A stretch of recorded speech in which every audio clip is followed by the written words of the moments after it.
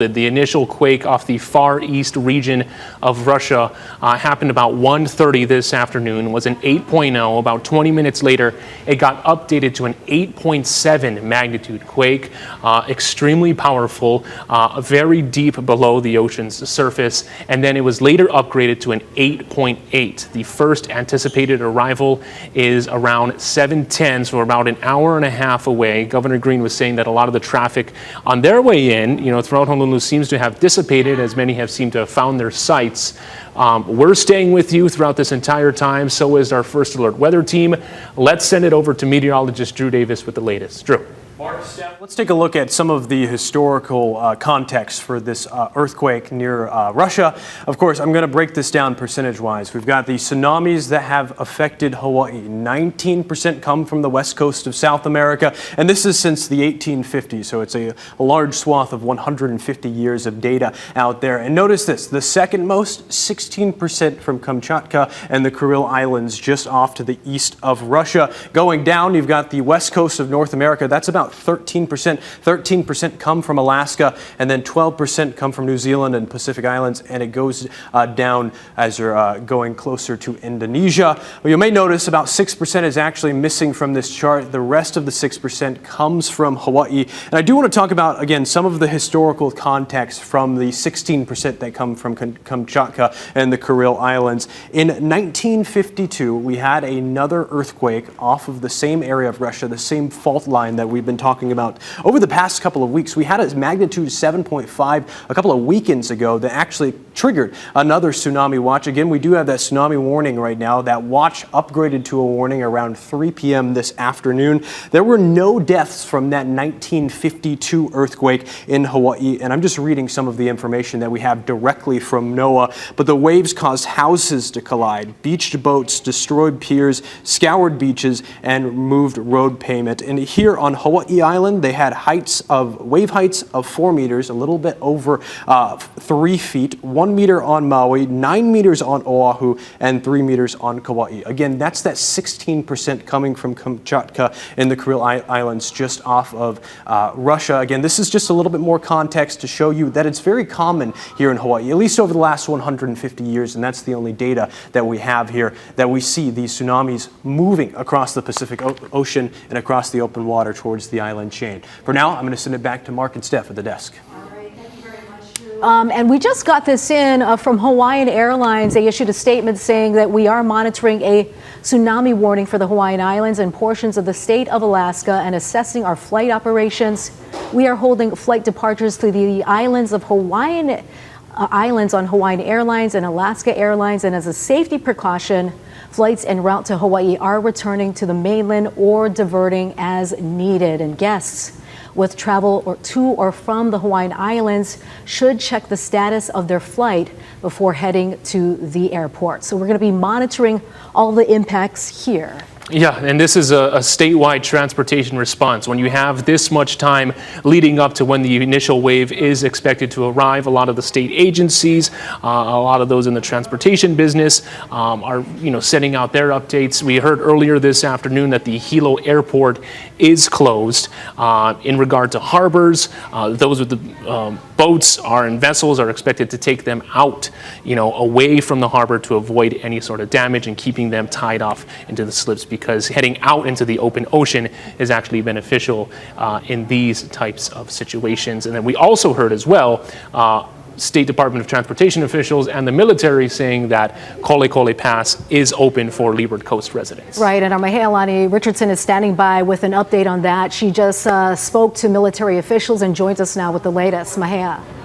That's right, Steph and Mark. This is in conjunction with the U.S. Army, the U.S. Navy, and state officials that Kolekole Pass, linking the west side, particularly in the Lualualei Valley area, is now connected to central Oahu and Schofield Barracks. For many, many years, we had heard complaints, especially from those in the windward from West Oahu, rather, that they were trapped and they could not get out if there was an emergency because there is one way in and one way way out. And after the Maui wildfires, people were particularly concerned. And so earlier this year, U.S. Army officials and the state had an exercise to rehearse this exact scenario. We just spoke with the U.S. Army Garrison Hawaii spokesperson, and here's what he had to say. Yes, ma'am. So the U.S. Army, in partnership with the U.S. Navy, the DOT, and HAIMA, have opened up Kolikoli Pass on the leeward side to facilitate evacuations from the west side. Commuters will be able to travel Lualole Naval Road onto Lyman Road and exit in central Oahu. Are people using the pass now? Can you give us a sense of what's happening there now? Yes, so both gates, the Navy and Army gates, have been opened on Kolikoli Pass, and civilian motorists are currently traveling from the Navy side onto the Army side and to central Oahu from the west side. It was a long-standing issue to use Kolikoli Pass. I remember a lot of people were anxious about being able to evacuate the west side because there's really only one way in and one way out. And there was an exercise specifically for this earlier this year. What can you tell us about that exercise? Earlier this year, in January, we partnered with the Navy, HAIMA, DOT, and DEM for an exercise that simulated a wildfire on the west side. So to get vehicles from the west side of Oahu to central Oahu using Kolikoli Pass. So that was a proof of concept for something that we're using in a real-life scenario today. At least during your time with the Army, has Kolikoli Pass been used before for an emergency? For an actual emergency, this is the first time that I've seen Kolikoli Pass been used for a real-life scenario. We would like to say that the pass is very steep. There are several hazards throughout, so folks that decide to use this evacuation route, be extremely cautious and listen to military and evacuation personnel as you transit that pass. You know, most people have not traveled along that pass. So how long does it take? Right. So the pass technically starts around Lualole Naval Road. So if you turn right there at the Nanakuli McDonald's onto the road, go all the way back, it's very straight. It's mostly 2 lanes until you come across a small bridge. But it is fully paved. There may be some rocks in the road. So again, we just advise people to be extremely cautious while you're going up the pass. And how long would it take to travel the whole pass? With no traffic, it takes roughly 15 to 20 minutes to transit the pass. With traffic a little bit slower, it's hard to tell. I would say maybe upwards of 30 minutes or so. But it is the only alternative route if you're stuck in gridlock on Farrington.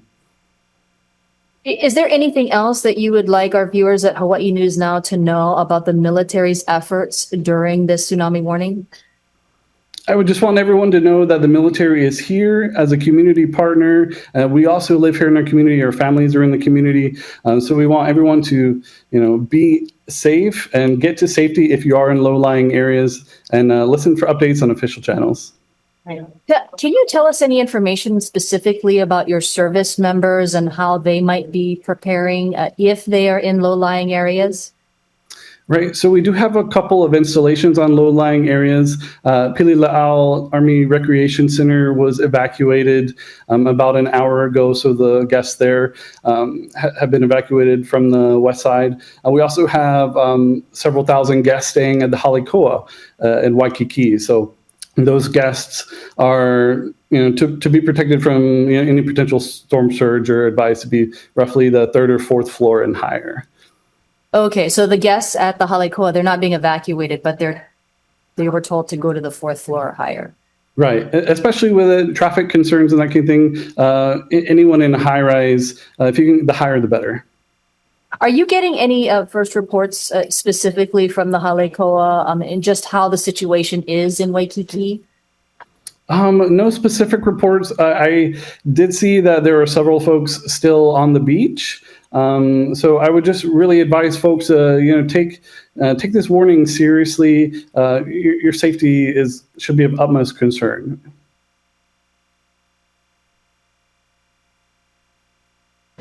And that is Nathan Wilkes from the U.S. Army Garrison. He's the spokesperson there. Again, Kolekole Pass is open, linking Lualualei area on the west side to Schofield Barracks in central Oahu. That pass was just in an exercise earlier this year, a multi-agency exercise, and it's now being used for real life. Back to you.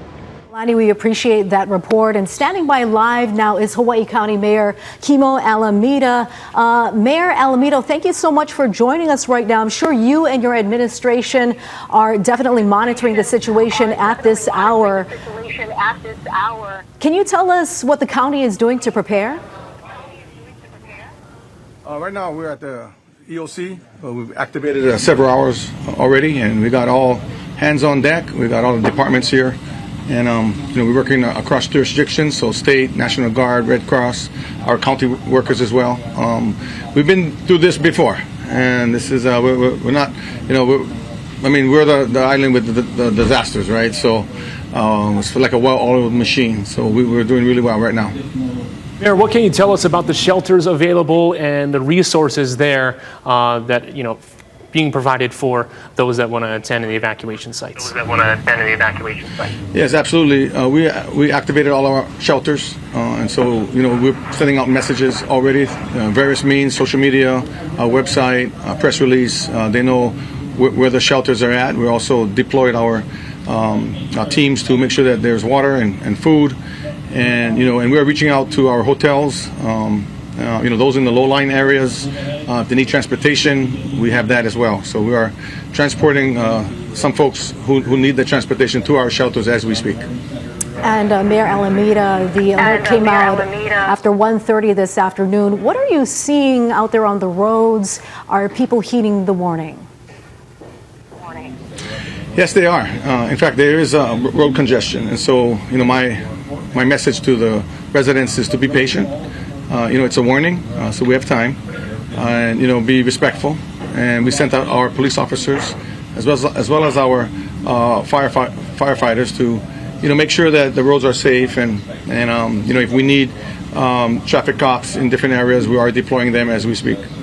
What kind of action is being taken as well in regard to the ports? And many have vessels tied up at harbors. What has been the message there? Well, that's all, danger zones, right? So, they know the protocols on our island. They're very familiar with what to do with those vessels. In fact, Pride of America, big ship, they knew what to do, and so they head out to the sea because it's safer there. And we took on their passengers. We provided them with transportation to our shelter as well. So, like I said, we have protocols in place. We've been there before, and we're just implementing it as we speak. And Mayor, do you have a message for air travelers, and can you update us on the situation at Hilo Airport at this time? Sure. So Hilo Airport's closed. Kona Airport's open, and it's in a safe zone, and so they are continuing their flights, is what I'm told. So if you're coming into Hilo or if you're going out of Hilo, it ain't gonna happen. All right. Hawaii County Mayor Kimo Alameda, a comprehensive response being activated statewide right now. Mayor, thank you very much for joining us. I'm sure we'll be talking with you more throughout the evening as we keep a close watch on this tsunami warning. So shelters are activated. There was a lot of lead up time to this. Many are heading for higher ground. Speaking of which, we caught up with back here on Oahu. Our very own Billy V caught up with some residents and visitors who headed up to the Tantalus area in Makiki. Thank you very much. There's a steady stream of cars up here in Tantalus. People just, trying to find a place to go. Maybe they left Waikiki, maybe they left the lower areas, or maybe they're heading on the freeway and they had to go all the way to the west side. And we've been finding that they've been pulling off of the roadway to come here just to stay, have a place to be for a while until things calm down. We know that's not going to be for a while. But once again, Tantalus is busy right now. I got told by a friend of mine who's over in Florida right now. He heard it before I did, and so he let me know about the alert, and I checked it out and decided to maybe go up mountain for a minute. What was happening? What were you doing when you first heard the alert on your, I'm guessing, your phone? Waimanalo Beach, kids were in the water, and then we heard we got the warning. we got the warning, and we immediately left. Okay, so you guys are up here at Tantalus. What was the thought behind coming up here? This was the highest point we knew. We came in here yesterday and we were like, instead of going to the hotel, let's just go here. I don't know which boat is safer or not. We couldn't ask anyone. Well, I was swimming in Ala Moana Beach Park, and I got done and I usually check my phone for any emergencies, family stuff. So when I saw that, whoa, then I checked with my family. Get out of the water already, because I did my lap, so I was getting ready to eat. So I got on the road and I noticed traffic is getting crazy. And I live in Makakilo. We're on the hill now. And I was thinking, no way, that H1 is crazy congested right now. And the first thing came up, hey, how did they drop Tantalus? So I took Punaho, I came up here. And From Tantalus, Billy V, Hawaii News Now. Thanks very much, Billy. I'm Ben Gutierrez along with Drew Davis here in the First Alert Weather Center. And just to recap, we are again under a tsunami warning for the entire state of Hawaii after an 8.8 magnitude earthquake struck off the east coast of the Kamchatka Peninsula. The first waves are expected to reach Hawaii at about 7:10 this evening, first for Kauai, then down the rest of the island chain, maybe about 7 minutes later for the island of Oahu, and then continuing downward. All of the emergency operations centers for the counties have been activated, and people are being told, if you haven't heard so already, to be prepared to evacuate if you need to. But if you don't, if you are not in a tsunami evacuation zone, you should stay where you are. Earlier, we had a lot of traffic because a lot of people were let go at the same time. State workers, county workers, just people basically at work, all being let loose at the same time to try and get home, to try to get their belongings, or at least, just to be prepared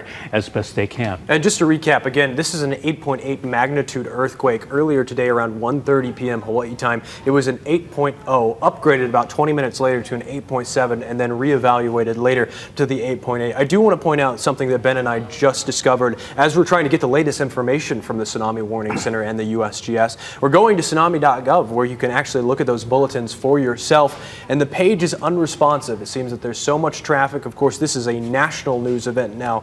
Everybody is watching on the continental United States and across the U.S. They're trying to get into the tsunami.gov website. Of course, everybody is looking for information. And one of the things Ben and I have been talking about today, of course, this is not something to take lightly. This is this is the warning. We had the watch earlier. We were upgraded very quickly to a warning about an hour after the watch was issued.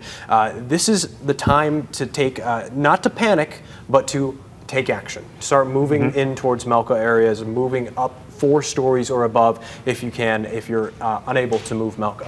Yeah, this would be, when we talk about we always talk about the vertical evacuation. So 4 stories or above, this would be for high-rise buildings, including hotels, Waikiki, Ko'olina, we're talking Ka'anapali, also maybe even Kalapaki Beach on Kauai, that building there, even though it's kind of like a little bit higher up, but for peace of mind, at least on Kauai, move up to a higher floor. You don't need to evacuate the area. Also, emergency officials and we are telling you, if you don't have to evacuate, don't. Stay home, don't clog up the roads. And the worst thing you can probably do is try and go and take a look-see. There's a live look right now at Coconut Island, Hilo Bay, where we have seen in the past some currents that have been coming in. Earlier we talked about, or the governor during the press conference that he had, talked about how we don't really know how big the waves are necessarily going to be, because we do have the buoys that take the measurements right close to the coastline, right along Kamchatka, right off Kamchatka,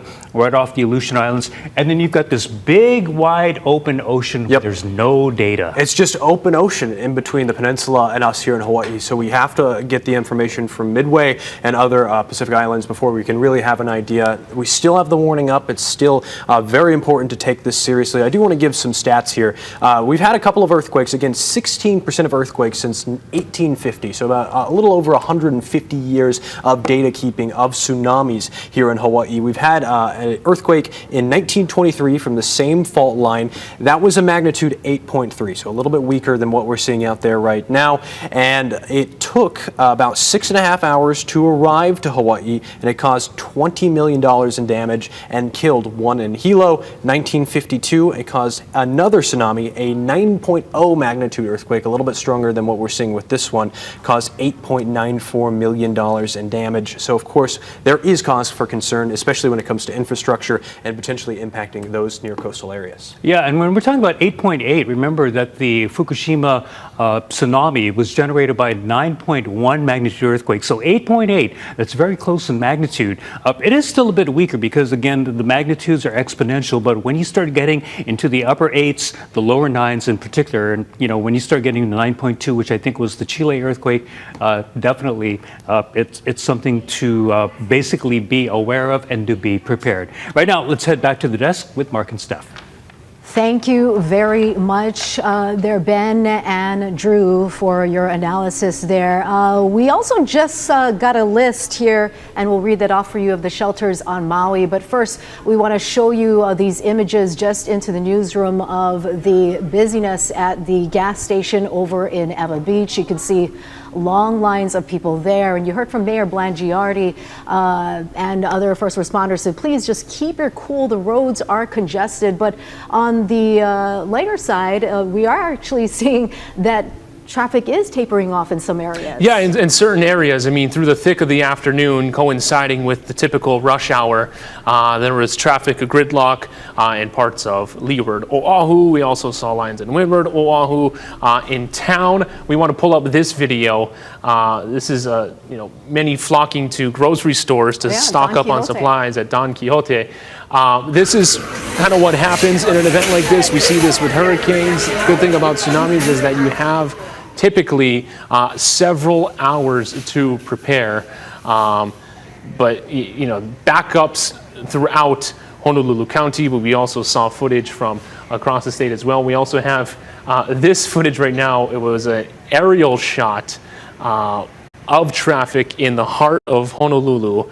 Let's pull that up right now. You can see just the backup coinciding with when the warning came down. That's right, and they have their list with them: toilet paper, bottled water, make sure you have those important medications, enough food to last a week. And we are going to get this list that we want to show you of shelters that are open right now: Lahaina Luna High School and Kihei Community Center. And our very own Dylan Ancheta is standing by live on Maui right now with the very latest, and he also spoke with Maui Mayor Richard Bisson. Aloha, Dylan. Aloha, thank you so much. I want to go over the full list of emergency shelters that are opening here on Maui. The county says Lahaina Luna High School, Kihei Community Center, Velma McWayne Santos Community Center, Hannibal Tavares Community Center, Hana High School, and Molokai High School for Molokai residents. Those are all in the process of being opened and shelters. I spoke to Mayor Bisson about 10 minutes ago, maybe 15 or so, and they said that they are in the process of opening those shelters. They hope to have them open very soon, if not already, and they do encourage people who are in low-lying areas to head over to those shelters. And they are welcoming pets in kennels. They are following the usual guidelines set forth by the American Red Cross for those emergency shelters. But I do want to play a little bit more from my one-on-one with Mayor Bisson. Here's what he said. Yeah, the main thing we want people to know is there's time for us to be calm in moving to inland and higher land. So we just want people to move out of the tsunami zone areas, the inundation zones. We want them to move inland, go to higher ground, but we don't want them to panic. We don't want them to, have to be rushed. We know the traffic is challenging right now because people are trying to do just that. But we just want the messages: stay calm, work together. There's plenty of time for everyone to move out. We're not expecting the first wave to hit Kauai until 7:10. That's the information we received. We're going to get another update maybe in about 10 minutes from Pacific Tsunami Warning, so we'll get a better idea of how big it is and how fast it's traveling. That's our best estimate. Here on Maui, we want people to know there are going to be shelters open. There's 5 of them. The Lahaina Luna High School, the Molokai High School on Molokai, Hana High School, the Wailuku Community Center and the Kihei Community Center. They'll all be open, they'll be staffed, so people will have a place to go. There'll be places for them to rest, stay while they ride this out, literally, and then bathrooms. We want people to know that their water, especially in all the coastal zones, from Wailuku to Napili, Lahaina, the different coastal areas, that water will be shut off, and that's to prevent any contamination and any destruction of the system. It won't all be shut off at the same time. There's a sort of a rolling shut off. It'll start to shut down. So if people want to start filling up storage containers with water, now would be the time to do that before that gets to their areas. We want people to be aware of what's online, the different alerts that are out there, the sirens, the MEMA alerts. And again, just to take care of each other. That's really the big message. Take care of yourself, your family, our kupuna, and help those that need extra assistance. Mayor, I want to ask, can you list off some of those specific communities that people should be clearing out of right now? Just earlier, I was by the Queen Kahumanu shopping center, and there was still a line of people going in toward the low-lying areas. Can you just list off some areas that people should not be going into? Yeah, most people know what zones they live in, and the inundation zone. We have it online, so people can go on. There's also a map at the NOAA, NOAA site. There's also pretty explicit maps. But anywhere that's an inundation zone, the low-lying areas from Waihe'e, Wailuku, Kahului, there's several throughout the island, throughout. And what is important for people to know is that this wave will be a wraparound wave. So although it'll come from the west, when it hits, it'll wrap around the island. So all the coastal areas need to be evacuated and head to the highlands. Obviously out in the west side of Maui, all the beach zones, the beach areas, people will know. We just want people to be safe. You might be seeing people go in to get their things to leave and to evacuate. And so, and we're trying to assist with the traffic. We've opened up some roads here on Maui that have been used for our temporary debris sites. So it's from Kuihelani Highway to Veterans Highway or Mokulele, and then from Mokulele up to the Pulehu o Maupio roads. People are already using it now. MPD is monitoring it, so people can cut through what used to be the cane fields and get up to the upcountry homes quicker, instead of having to go through what we all know on Maui to be Hanson Road or Halakala Highway. So there are people that are taking advantage of those routes right now, so we can alleviate again the traffic. And again, we're trying our best. People can call 911. They can call the MEMA hotline as well. We have a MEMA hotline. I want to say 270-7825, I believe it is. That's the number that people can call in order to get that information. I do have the number someplace, but sorry, 270-7633. That's our MEMA alert number, 7633. So again, we can assist with what you need, especially if it's evacuation. We want people to give us notice so that we can send a car to get them, or send our paratransit trucks, our MEO, Maui Economic Opportunity vans. We have people making rounds right now, trying to get people out of those areas before the waves hit. And last question, can you talk about some of the exactly what you mentioned, but for Maui Police, your EMS, what are they doing right now, and are they, how are their levels? Are they pushed? Is it all hands on deck? I mean, how are they feeling? Well, this is absolutely all hands on deck, but it's very measured. The Maui Police Department, which always comes through for us in our emergencies, I will say, they're helping us control the traffic. They're helping us control, the evacuations. So right now, it's, we're asking for mandatory evacuations for everybody who's in those low-lying areas. Absolutely, going inland, and we're trying to offer the shelters so people have a place to go besides, family. I should say here on Maui, Oski Rice Arena also opened their parking area upcountry in that Makawao, Olinda area. So anyone in the upcountry area who's looking for a place to park their cars and ride this out, Oski Rice Arena, thank you to those folks for offering their location as well. I'm sure there are other places, neighbors, that are helping each other that I may not be aware of right now. This is the latest information we have, Dylan. We're hoping to get an update in just a few minutes. Sounds good, Mayor. Thank you so much. I appreciate it. So once again, that was Maui County Mayor Richard Bisson providing us the latest on what they are doing to prepare the residents of the Valley Isle to make sure that everyone is safe and out of the tsunami inundation zones. I want to recap those official shelters that he mentioned: Lahaina Luna High School, Kihei Community Center, the Velma McWayne Santos Community Center, the Hannibal Tavares Community Center, along with Hana High School and the Wailuku Community Center. Those are the shelters here on the Valley Isle that are opening or in the process of opening for residents. And on the island of Molokai, we have Molokai High School as well preparing to open. Earlier this afternoon, around 4 o'clock, 4:10, during the sounding of the first emergency siren, well, second I should say, I did see a long line of people that were still going into the low-lying areas of Kahului. We were right outside the Queen Ka'ahumanu Center, and there was traffic back to back. And looking at the maps here, it still looks like there is heavy traffic in those areas. So officials are encouraging people to head to higher ground for those who are in those low-lying areas. But ultimately, again, Mayor Bisson says there are many people who are likely looking out for their neighbors and helping one another, and that's what it's all about here on Maui and across the state. Really, they want everyone to proceed with caution, proceed with aloha, and if you are out on the roads, there is no need to rush because again, there is several hours before we are expected to see the first impacts from this impending tsunami. So wherever you are on the Valley Isle, if you are on the lower areas, make sure to make your way upland.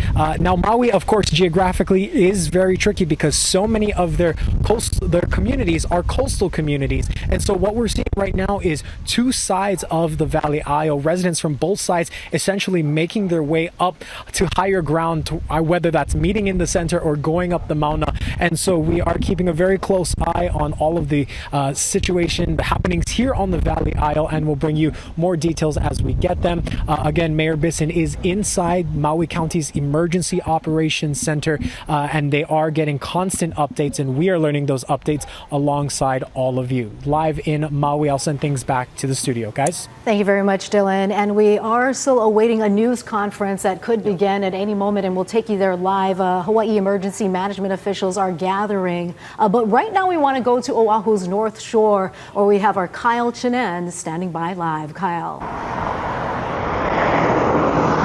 Yeah, that's right, guys. We're here at Sunset Beach here on the North Shore, and it's a very eerie scene right now. It's a ghost town, one of the more popular beaches here on the North Shore, especially during the summer months. We got here at around 5 o'clock, right before sunset, people catching off. Just want to show you the beach right now. It was sunny. It's sunny right now. It was a little bit dark and gray and rainy just a couple of minutes ago, and like I said, it's pretty eerie seeing here a very popular beach that is empty right now during the summer months. And on our way here, it was very, very packed full of cars, bumper to bumper, with people trying to leave the area.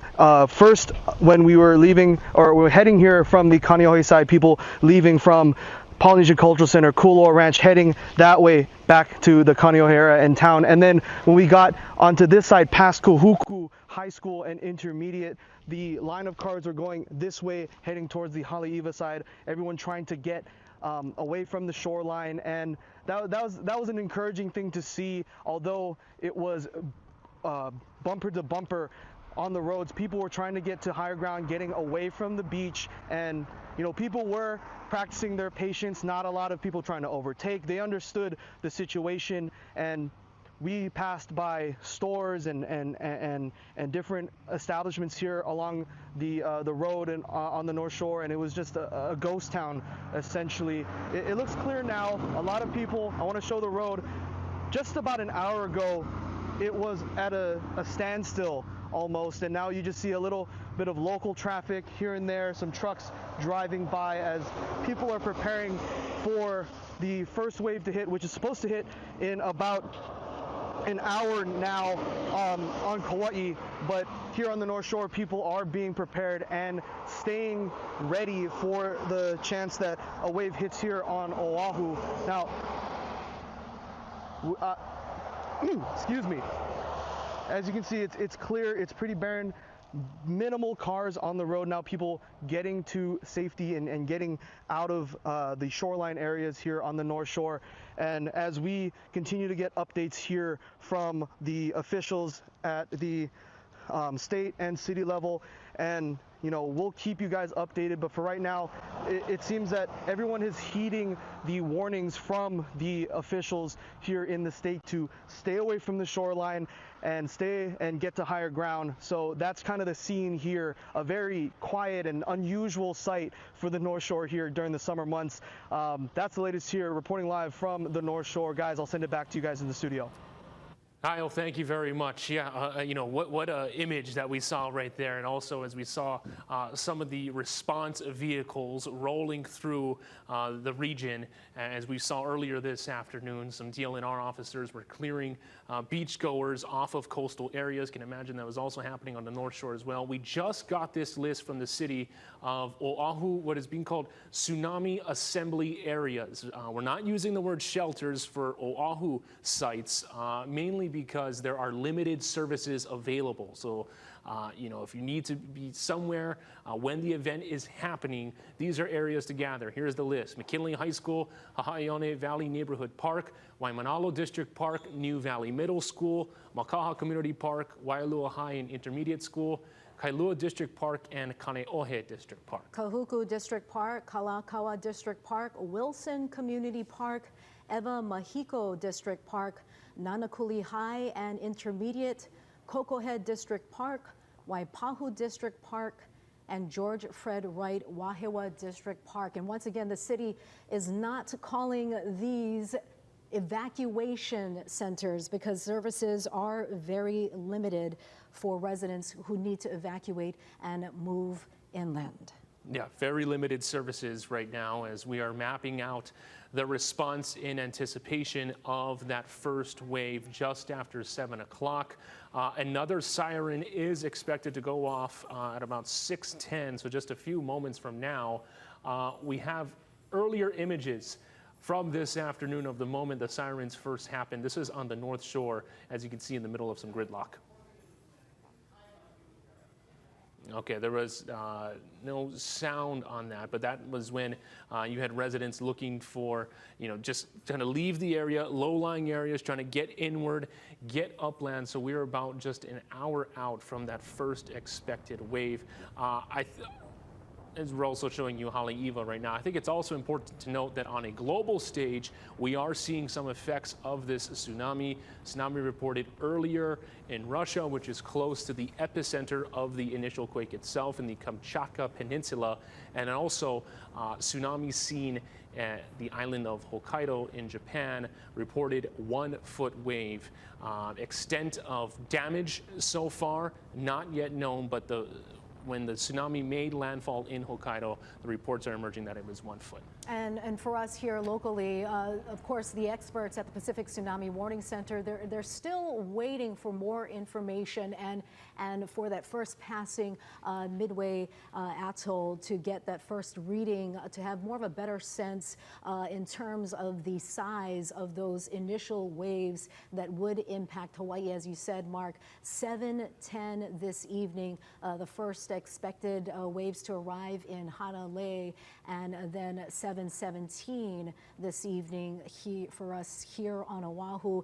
We just also got an update on when we could expect that press conference to begin with Hawaii Emergency Management Agency officials. Now they're saying anywhere around 6:15 this evening. So we'll bring that to you live as soon as they become available. A comprehensive response that we are seeing statewide and also from the individual counties themselves as we show you what the roads look like in Hilo this afternoon. The watch became a warning officially just before 3 o'clock Hawaii time this afternoon. What we've seen are a number of developments, especially in regard to the state's transportation infrastructure. road closures to stay out of the low-lying areas, what we've seen with the harbors, boaters advised to take their vessels out into the open ocean. And then also, too, we want to reiterate that Hawaiian Air released a statement about 5:30 this evening that they are holding flight departures to the islands on Hawaiian Airlines and Alaska Airlines. As a safety precaution, flights en route to Hawaii are returning to the mainland or diverting as needed. So you have, what we're seeing here is you're just keeping a close eye on what's going to be happening and taking the utmost precaution as possible. Right, and if you're still wondering at this hour, if you are indeed in an affected zone, you can always go to the Emergency Management Agency website, and there you can scroll for every single county. You can see the latest maps out there that will outline if you are indeed impacted. Shelters, evacuation sites, tsunami assembly areas. We've been with you nonstop since the warning happened, since the watch happened at around 1:30 this afternoon. We aren't going anywhere. We are staying with you wall to wall throughout this entire event. Our First Alert Weather team has been doing a tremendous job tracking the very latest updates. Let's send it over to Chief Meteorologist Jennifer Robbins with the very latest. Jen. Thank you so much, Mark and Steph. A lot of important information right at your fingertips, and you can also get that at hawaiinewsnow.com. And we saw this tsunami warning like we're talking about after 1:30. Now we're approaching that window of time, an hour left. It was anywhere from 5 to 6 hours to get here. Now it is 6:10, expected to come our way at 7:10, so within the hour. Magnitude 8.8, and you can see a lot of energy. The caliber of earthquakes, significant. Falling under that 8 to 9 magnitude. Great when you take a look at the severe damage, loss of life. This happens anywhere from about 1 to 10 years. So we are seeing a lot of energy that's happening over the Pacific Ocean, along that fault line, a lot of shaking, as you know. The Earth's plates rub together, causing an underwater earthquake. And we saw the depth that came through, very high in depth. I'm sure you're getting the warnings right now. The earthquake causes a vertical push of seawater that causes the tsunami waves. And with that, as the waves spread into shallow waters, it grows in height. And we're seeing these travel thousands and thousands of miles across the Pacific Ocean. It could travel so fast. If you could think about from point A to point B when you're flying in an airplane, you could see that it takes you so long to travel. Well, these are traveling at 500 miles per hour over the Pacific Ocean, over open waters, and then it gets here within that 6-hour window. So taking a look at history, really interesting when we dive into the tsunami history and their relationship with Hawaii. Hawaii has endured over 160 tsunamis since 1812. Usually the origin that has really impacted us has been Alaska, Chile, Japan, and Russia. It can cause huge surge of energy to travel across the ocean, as you know. And during the past, the most affected area, let's take a closer look. You can see Hilo gets hit the hardest, and the hardest years were 1946, 1960, and 2011. It's known as the hotspot of tsunamis due to the bay shape. And usually when the wave interacts with the bay shape and how shallow it is, it causes bigger waves to come their way over in Hilo. So very interesting with the dynamics of the topography, the depth of the bay, and the bay shape itself. Kona has suffered damage in 1975 and 2011. And as far as the rest of us, Kauai and Oahu's north and east shores can see some run up depending on the wave direction, along with Maui County. And this is key on the wave direction. What kind of wave will be coming our way? There's a lot of unknowns as it's traveling over open waters and that far of a distance. But history shows the magnitude of depth between 8 and 9. You can see in 1960, one of the strongest earthquakes on record, it arrived 15 hours later, up to 35 feet, with Hilo receiving a lot of damage there, and we even faced deaths in 1960.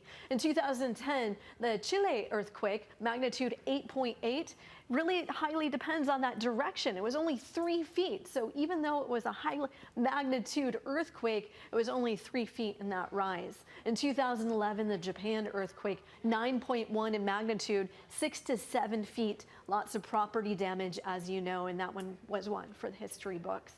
Taking a closer look at Russia coast, we were forecasting 3 to 4, and observations jumped to 10 to 13 feet, so on target of that.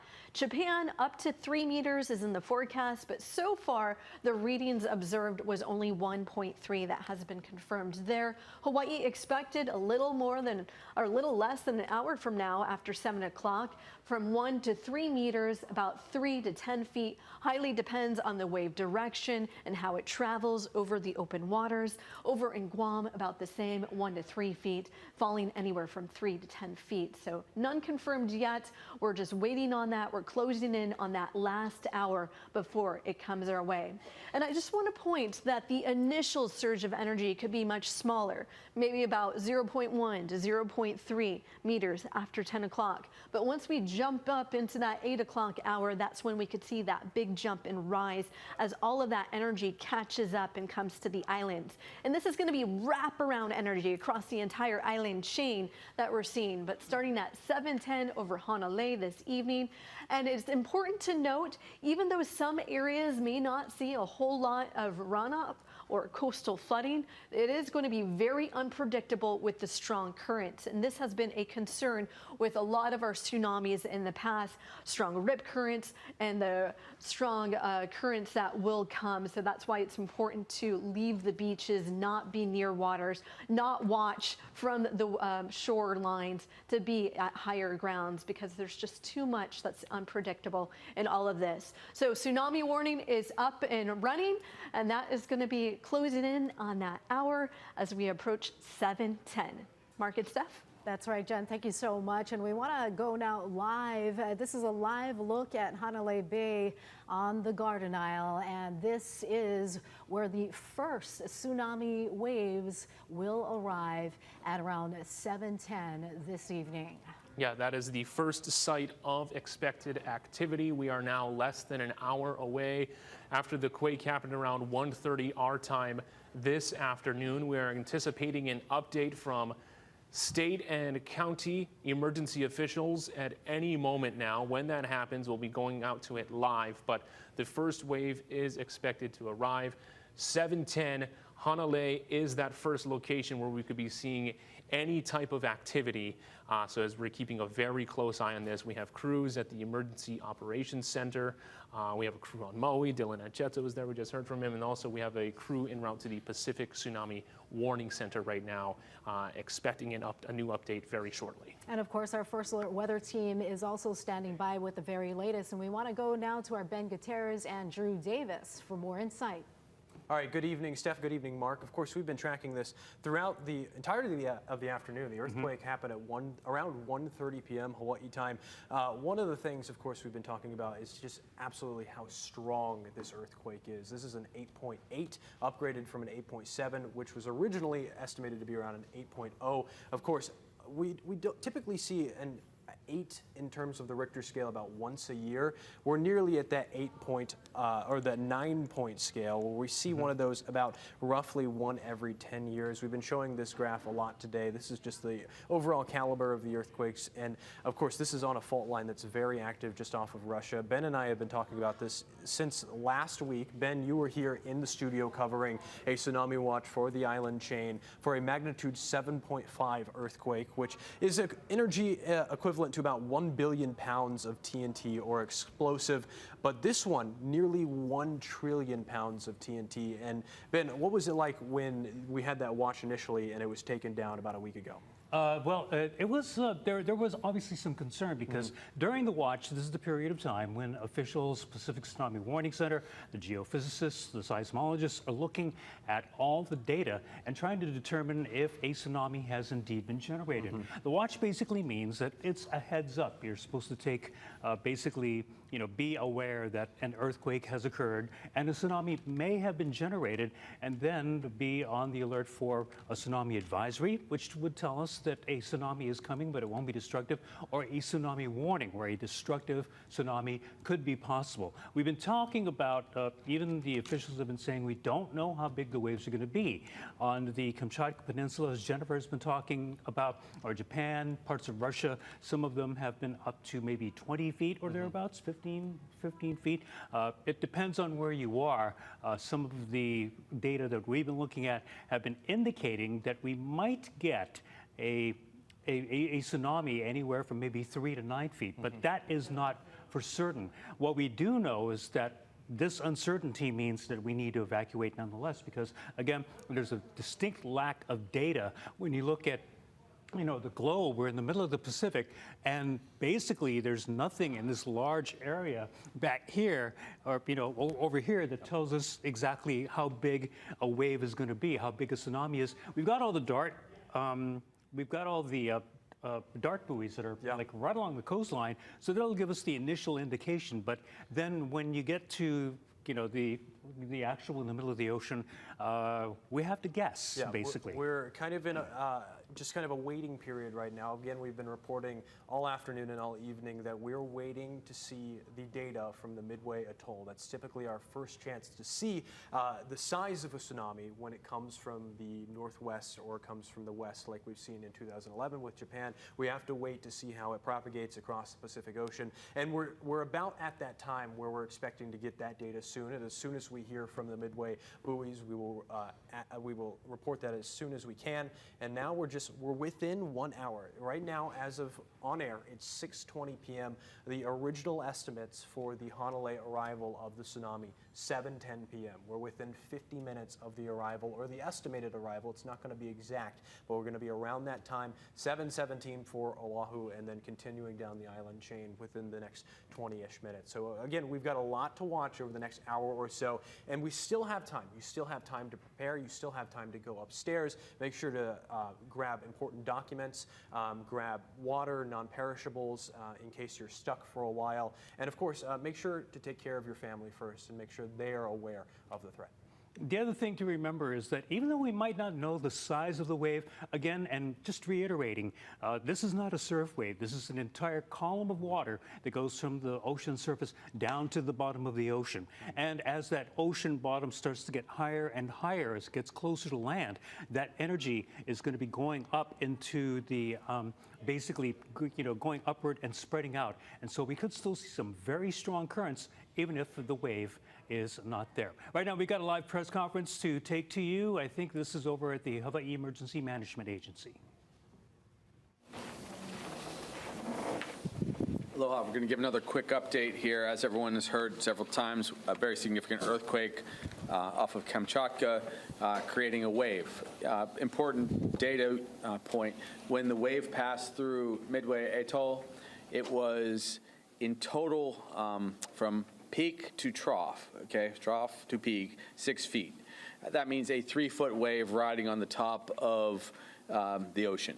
And that was the piece of data we got just a few moments ago. We're tracking the wave at several different points. As I said, at Johnson Atoll, we had that wave at 3 feet amplitude. We will also be getting data from Wake Island, and the Aleutians are seeing some waves. And then finally, French Frigate Shoals at 6:33 p.m. we expect more data. Guam will see some waves at 6:57 p.m., but we are still expecting this significant wave. So everyone has to continue to be vigilant. There are a few other things that I need to report. As to the evacuation, that should be maintained absolutely beyond the waves hit on our island shores. We will only give the all clear when we feel there's total safety. We have begun coordination for additional people. The homeless coordination has been ongoing. We're making sure individuals without houses are notified of the tsunami warning and they're being removed from the areas.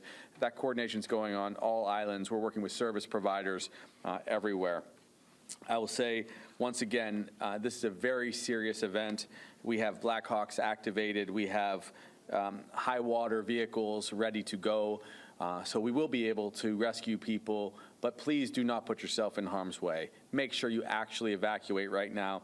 We're going to have another update from everyone soon at 6:50.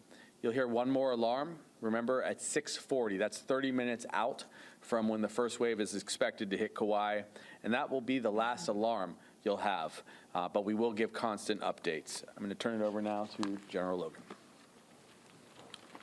Aloha and good evening. Thank you, Governor. So the Hawaii National Guard remains postured, as I described earlier. We've placed liaison officers into all the emergency management agencies within all the counties to create a near real-time response capability. We also have additional forces that have been activated. The governor touched on this, but we have high water vehicles, which are those with large tires, big engines that can do a variety of different mission sets, and we have soldiers that are already manning those.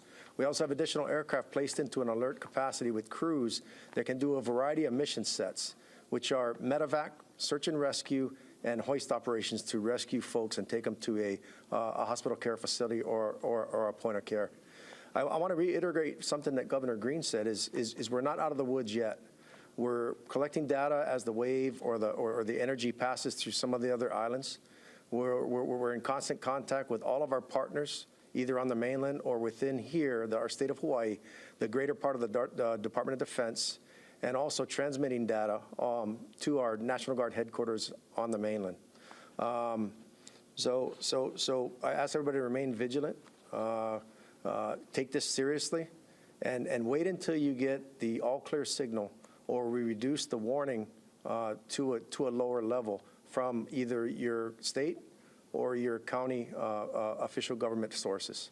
Thank you very much. Mahalo Tag. Up next, Hawaii Emergency Management Agency Administrator James Barros. All right, aloha. As we move this evacuation from those zones, we want to ensure that you're doing it safely and you're not panicking. You have time to get out of the inundation zone. The counties are working their sheltering plan and opening up tsunami assembly areas. So work with your counties, go to your county websites and see what shelters are being opened.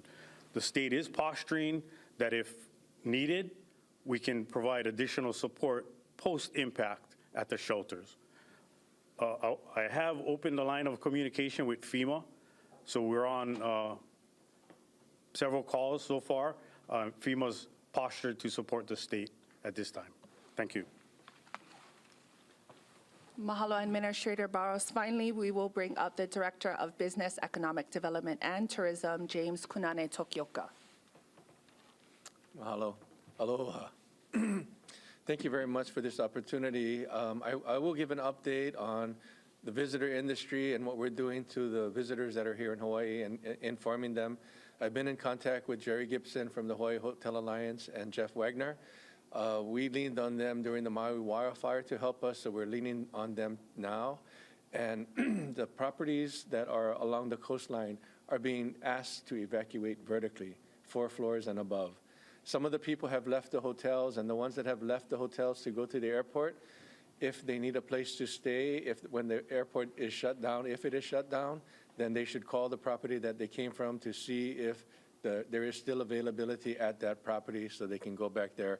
I want to ensure that their friends and family on the mainland understand that there is a plan, and I think we need to give the governor and Administrator Barros and General Logan, big kudos, because there was a lot of training that went on after the wildfires, and this is the perfect opportunity for us to put those training, what we learned in training, into place. So thank you all for that, and be patient with each other. God bless you all. Mahalo, Director Tokioka. At this time, we will open up for questions from the media, and I will call upon everyone one at a time. And I'm going to start with Ashley from Hawaii Public Radio. Can you talk about what it means, what a 6-foot wave kind of means? Like, can you give some type of, reference point for people as to what that's going to look like? So the question is asking, can we clarify and kind of give deeper details to what a 6-foot wave means? I think that's a very important question to clarify. So when we describe this wave, it's probably more accurate to describe it as having an amplitude of 3 feet. above its base. When the water pulls back from a tsunami, you have the base drop. That becomes the trough of a wave to a peak, which is higher. That full distance from peak to trough is 6 feet. This would be 3-foot wave riding across the top of the surf. I wanted to remind people, this is not just like a wave comes off the shore, a 3-foot wave smacks down on the beach. This is a longitudinal wave with great force driving through the shoreline and into land. That's why we ask people to evacuate very far back. People asked if there was a generic way to describe how far you have to get away from the shoreline. To be absolutely safe, it's at least 4,000 feet. That's the better part, that's 4/5 of a mile, basically. That's why these inundation zones, which you can see on the map, which show red, are not just a few feet off of the shoreline. It is, again, not just a 3-foot wave. It is a forceful wall of water that will move across the shoreline and into the community if we ultimately get hit by this tsunami. We will get extra information as we go. It was described to us that it is impossible to predict until we get closer exactly how large the wave. It could be significantly larger than that, and it also could be smaller. We're aware of that. A little bit of history, just so people know real quickly. In 1946, before we had alarms, on tragically April Fool's Day in 1946, the tsunami hit Hilo. It was started by an earthquake that was 8.6. This one is larger. It took 4.5 hours to hit Hawaii. That year we lost 159 loved ones. It was the middle of the day. Another tsunami that came in 1960 that hit Hilo, also there, came from Chile. It was a 9.5 magnitude, which is an extraordinarily large earthquake. That was on May 22nd, 1960, took out 500 homes. That caused a 35-foot wave. It happened at 1 a.m. in the morning, which is why we lost 61 loved ones that year. So we will not be out of the woods until we come past first the wave that strikes Kauai, and then we'll see where it inundates along the rest of the shoreline. Again, it will not just hit some parts of the island, it should probably spread around the islands. And so you can expect waves everywhere, provided that tsunami does hit as we expect. Andrew, Honolulu Star Advertiser. You answered a couple of questions I had already. What about electric utilities? At least Hawaiian Electric says they're coordinating with emergency management folks. Is there a plan for the power companies to preemptively shut off power sometime before the expected arrival time of the... So the question is around public utilities and whether or not there will be a shut-off, electricity. So we are in constant communication with HECO. Right now, the protocol is not for them to shut off, but we're in constant comms with them that if we see it impacting worse than what we anticipate, then we'll ask them to go into a shutdown. But we're having conversations with them. Also, as it was described to me, we can expect the wave to hit poles, and usually poles will go down. We expect significant debris. If we end up having a 3-foot or larger tsunami come through communities, there are going to be significant amounts of debris that can damage these poles.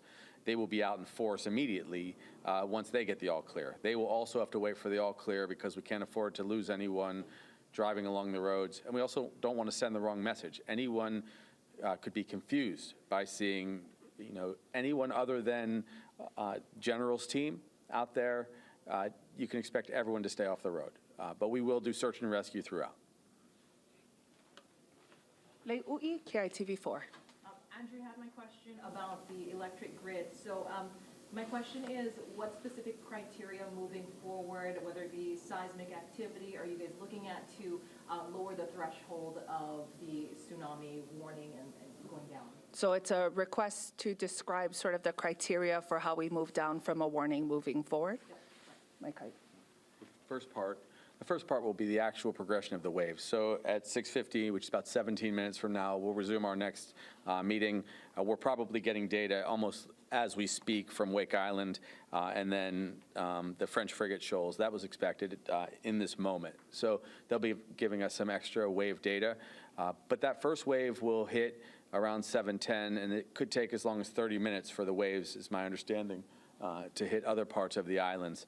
So we'll be able to give kind of constant updates about where the waves are. As you can imagine, there are going to be people out there communicating on social media. Again, please just stay home. Let the waves ride out, let the energy dissipate, and then we'll be able to give people a full accounting of when the time is to stand down.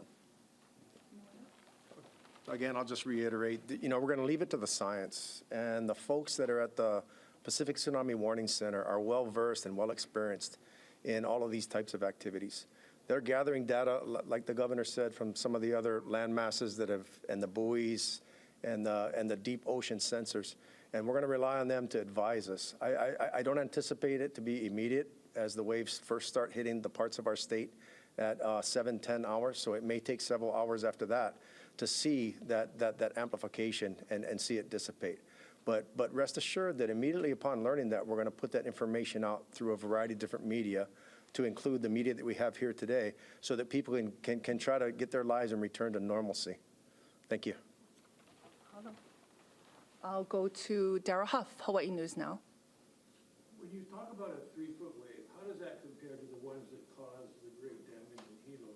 And also, how certain are you about that measurement? Can people look at it and rely on that when they look at, say, a tsunami map? Is there any reason for people to go beyond what the tsunami maps tell them about where they should evacuate?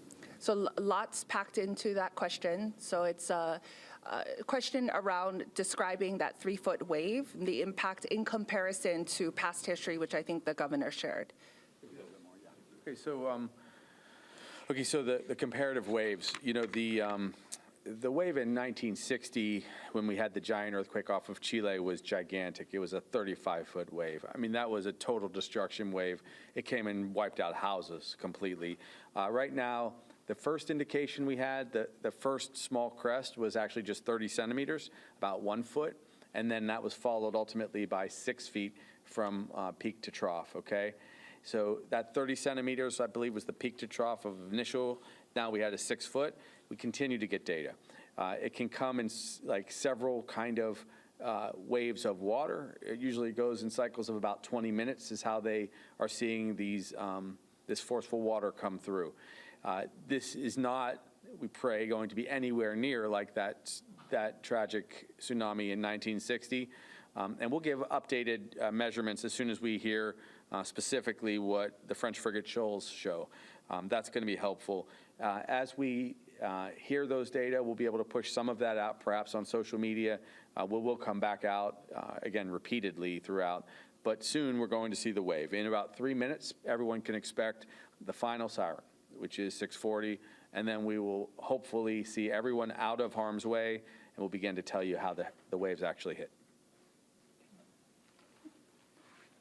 One final question from Daryl.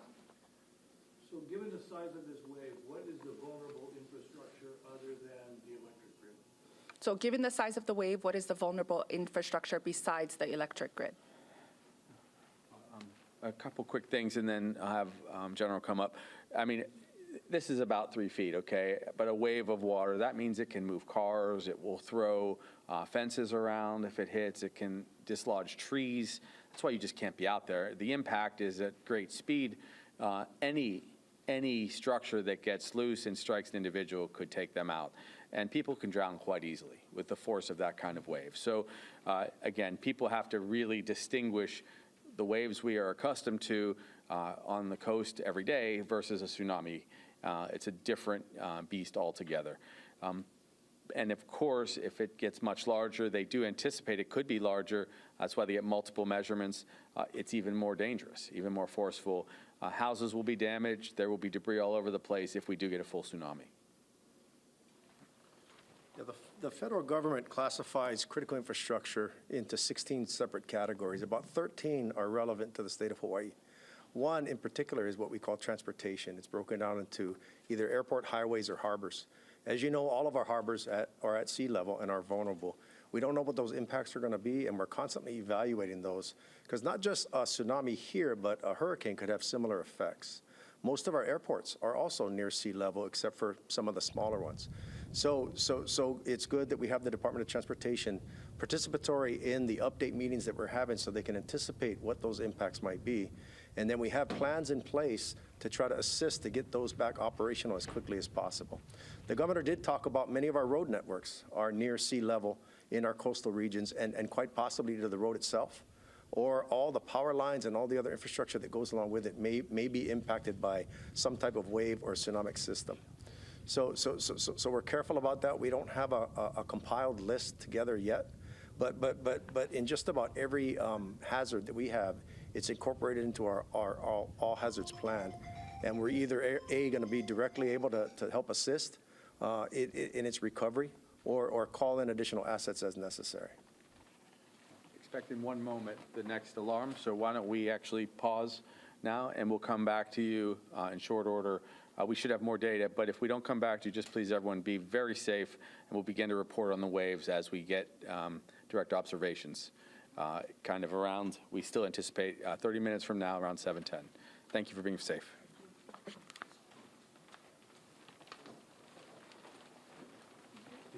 And that was just really good information provided by the governor there and officials about the first measurements that they got from Midway Atoll, the wave measuring 6 feet, but across the ocean 3 feet. And they say that it doesn't sound as large. However, do not be mistaken, because these are tsunami waves, different from a surf wave. They push inland and they also wrap around the island. Yeah, and emergency officials repeated, several times that, it's impossible to predict. Whatever happens in one location is not an indicator of what will happen here in the islands, as we are about 30 minutes out from the first expected impacts of the wave. And right now we're hearing that alarm. That is the final alarm that the state is going to issue, signaling that we are just 30 minutes away from the estimated arrival of the first tsunami waves that will arrive in Hanalei on the Garden Isle, on the island of Kauai. And Governor Green also said that this will be the last siren. This will be the last so the 6:40 siren that just went off right now, we'll be having more updates from emergency officials. But in the meantime, we do want to go back to our first alert weather team, kind of breaking down what Governor Green was talking about, because this is really the first time that we've gotten some real data in regard to impact on this. So let's send it over to Ben Gutierrez at the First Alert Weather Center. Ben.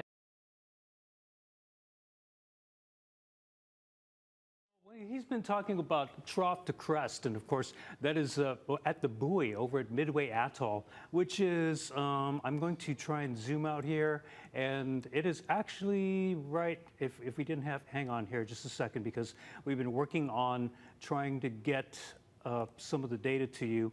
We're looking at, hang on just a second, I'm just going to erase the satellite imagery. Honolulu is there, you can see that, and then we're going to try and put at least some kind of indicator as to where the Midway is approximately, I'll just put it right about here or thereabouts. I've got two that passes, yeah. So let's see, hang on just a second. We're just going to try and zoom out a little bit. Just so we can see the labels real quick. Again, Midway Atoll is off to our northwest. That's typically where we see information from approaching tsunamis. And one of the reasons we are a little bit concerned about this is kind of the way that the seafloor works here in Hawaii. Unlike the continents, we don't have a continental shelf really that's right offshore. You don't see very shallow water really quickly. The Hawaiian Islands, of course, are formed volcanically, and they're essentially steep mountains in the ocean. So there's a very steep drop off into Pacific water. And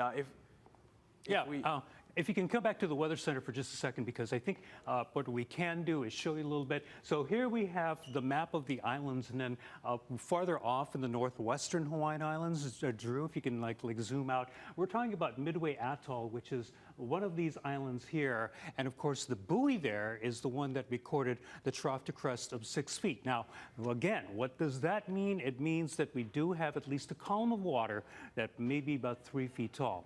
That is in the open ocean because it is still pretty deep. Let's zoom back in on the Hawaiian Islands, and then we can show you a little bit of what we call the bathygraphy, which is like the opposite of topography, which is what you see on land. Bathymetry, rather, is what we have. So if you look at areas like Honolulu Bay, and we'll just go to a close-up, we can see, like right here at Honolulu Bay, it might be a little bit shallower over here, and so that means that the energy is going to start coming in a little bit higher. And we do have another press conference right now. Mayor Rick Blangiardi of Honolulu is about to take the podium. Have already gotten to safe places. And the fact is, I would encourage you to keep watching. We'll try to update you as much as we possibly can. One of the things that's developed, we brought our team here, and I want Chief Vanek is going to speak to you in a moment, is that at 6:30 tonight, we began a contraflow to traffic to send everything Mocha. So any one-way streets headed Makai, people can get on there and head Mocha. So if you know somebody who's stuck in traffic, and we know there's a lot of people still stuck in traffic, if you could place that call, I'll let Chief and Roger Morton, our head of Transportation Services, give you a little bit more detail, but we want to reverse that. We're trying to get everybody out of harm's way, okay? So again, if you're watching us now, you know somebody who's stuck in traffic, okay, tell them they've got to be very careful because we can't have the lights. I don't know how many patrol officers we have out there to direct traffic. Be careful, but you can go out on a one-way street and head Mocha. So with that, I'd like to bring up Chief Vanek. Thank you, Mayor. So the first thing I'd like to say is just to echo what the Mayor said is make sure you're listening to the first responders. If they're giving you directions, definitely if they're telling you to evacuate, evacuate. If they're giving you directions to drive in a certain direction, follow their directions. The next thing I'd like to ask and tell you is if you don't need to be on the roads, don't be on the roads. If you've arrived at a safe location, like if it's your house, a friend's house, a shelter, or just somewhere safe, stay there. And stay there until it's safe. If you don't need to be on the roads, don't be on the roads. Stay there until you get the all clear. And then finally, if you don't need to call 911, don't. Don't inundate the 911 system. We have a lot of officers out there. They're responding to emergencies. So if you don't need to call 911, unless of course it's an emergency, stay off the 911 system because we need our officers to be able to respond to actual emergencies and calls for 911. With that, let me turn it over to Director Roger Morton. Yes, thank you. I know it's been a rough day on the highways today. The good news is it seems to be we're clearing a little bit, but but since 2 p.m. we have been adjusting our traffic lights to facilitate Malcolm Mackay travel, and we're continuing to do that. In addition, HPD dispatch has been getting their officers to give directions right on the street. My message really is we're half an hour out from when we anticipate this wave to hit. If you're on an east-west coastal highway, now is the time to calculate, are you going to be on high ground? And if you're not, if you have any doubts, you need to get up Malka side immediately because that's where we're going to have a problem is on our coastal highways, on Kamehameha, on Farrington, on other highways around the island. So that's the message that we have is that police on downtown areas are facilitating travel up. It's been a rough day. I know it took a long time for people to get out, but now's the time to get to high ground.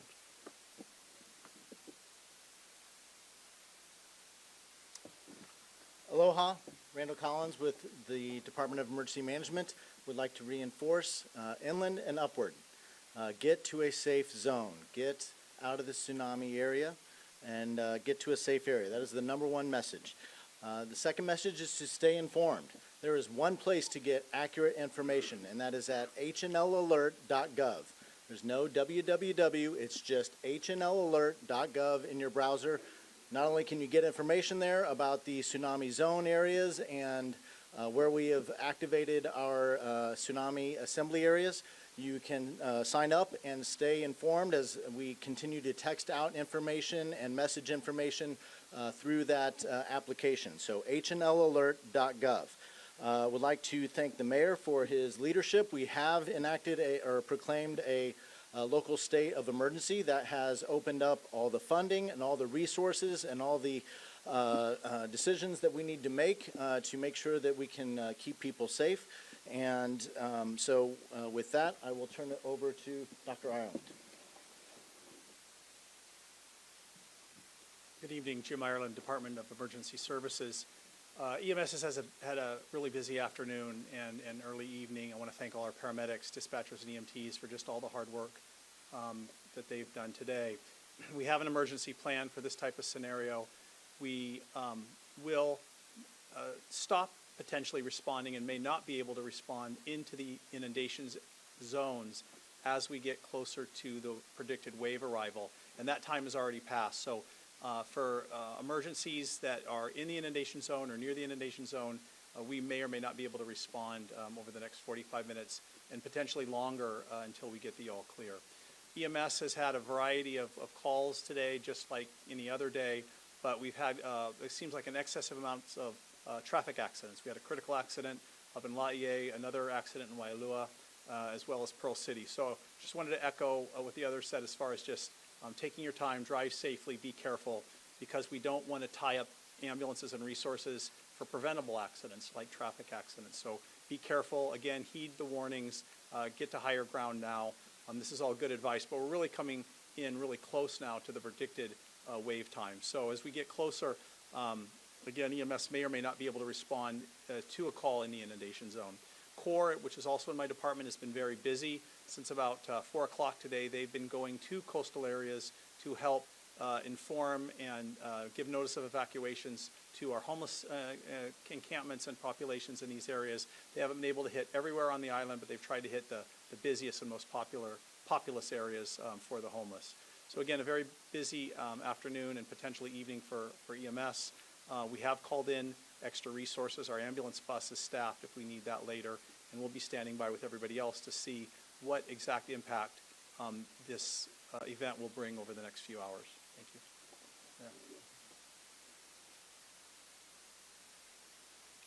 Yeah. Accurate information can save lives, okay? So as I've said repeatedly throughout the breaks today, you know, watching your television stations, stay in tune as long as we have power. Please do that.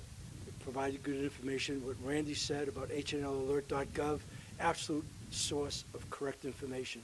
So I want to caution everybody, because I've already seen some social media stuff out there. We're talking about a circumstance right now that we really cannot predict, but we know one thing for certain. If it hits, okay, it can affect lives. It's strong enough, the potential of that. We want you to be accurately informed. As you can see from what you heard in the state report and our city report, we're doing everything we possibly can to help you. So please, stick with the accurate information. Don't be deceived by all kinds of stuff. Look to your sources here. And I promise you we'll continue to update you, not just after the wave hits, if in fact it actually hits, or what happens throughout the night. Because just so you know, and I've been through this before, the wave is expected to be here 7:10 in Kauai, a few minutes after that on the island of Oahu.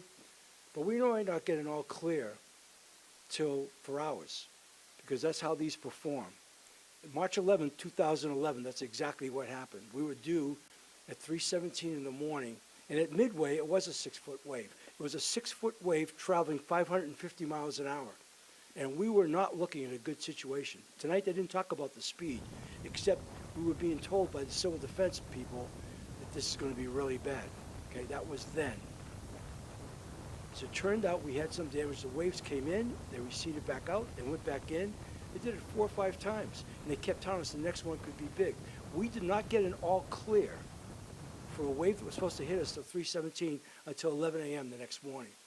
So we don't know what kind of an evening we're in for, but you want to pay attention. You want accurate information.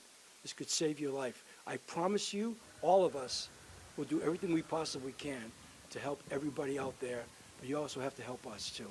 So pay attention to that. And one last time, okay? If you're anywhere near the water, get out of there. Get to high ground, okay? Thank you. Any questions? A lot of people park like on Atlas and Yeah. mountain areas, kind of waiting. Yeah. So I know you said it's hard to predict for a timeline, but a lot of them will see that initial wave and then say, okay, we're good. So what can you tell them? They want to get home, but they're Yeah. in the car. Well, I think that they want to go to H&L Alert, and we'll be talking to people at that. If all they have is cell phones, assuming they're not watching, they can't watch television, maybe they have some kind of reception there, or to any of the station's websites, but stick with accurate information. And we'll keep you folks advised too as to what people should do. We're going to just, Lynn, in this situation, we cannot over-communicate. We all know that. We're going to try to do that as reliable and as a detailed way as we possibly can. So I know last time, because people did the same exact thing, and that's what we've been encouraging. People didn't come down from the mountain until after sunrise. A lot of people stayed up there. You want to stay until you get told that it's safe to come down. That's what I would tell people. Wait until you find out it's safe to come down, because as I said earlier, that last time on March 11th, if you remember, that tsunami was in Japan. It was the most televised tsunami ever because it was daytime, cameras everywhere, and it was almost surreal watching what was going on. And so while I choose not to think about the worst happening, at this point in time, in this hour, I want to be as conservative as we possibly can in the spirit of saving people's lives. So information is very, very important. Okay, we don't know what we're dealing with right now. Within minutes, we probably will, and we'll go from there, and we'll keep you posted. If you're in a safe place, stay there until somebody tells you to leave. Yes, ma'am.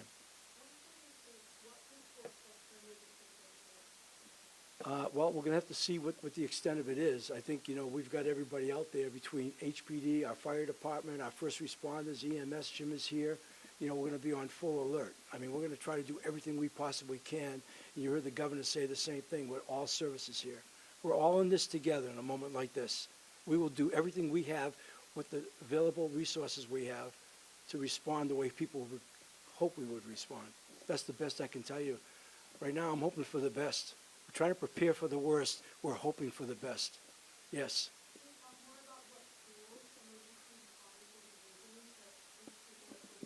Yeah, I'll bring up Jim Island as far as the tools. Okay, thank you.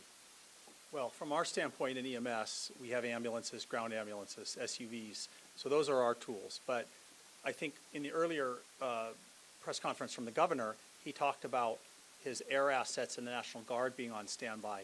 And I can't speak for the Honolulu Fire Department, but they also have air assets. So when we are in a rescue situation, we have seen the air assets for lots of different agencies here and across the country, whether it's National Guard, Coast Guard, or the fire department, be able to do rescues where ground vehicles can't get in. So besides what we have available to respond on the ground, there are those air assets for those other agencies, not ours. Yeah, and I would like to add, I spoke to Admiral Reagan earlier from the Coast Guard, and they've deployed all of their assets out in the ocean. They're hitting around all the coastlines, and they're also going to be readily available, which is a great resource as well to complement our other resources. Anybody else, guys? Anybody here? Anything else you want to add? Is there anything else? Oh, Mayor, so Dr. Arlen said that they can't send their ambulance crews into the zone right now. Is that the same with HPD and with HFD just because of the danger to those assets? The question is, can we send our HFD or an HPD into the zones that Jim said we're going to keep out of right now if they're in danger zones? Is that right, Wayne? Yes.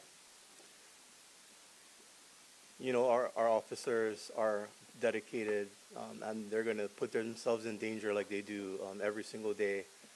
But I'm going to tell you right now, if there's a 6-foot wave coming at 500 feet per second or whatever it is, I don't think I'd blame them if they don't go rushing into that.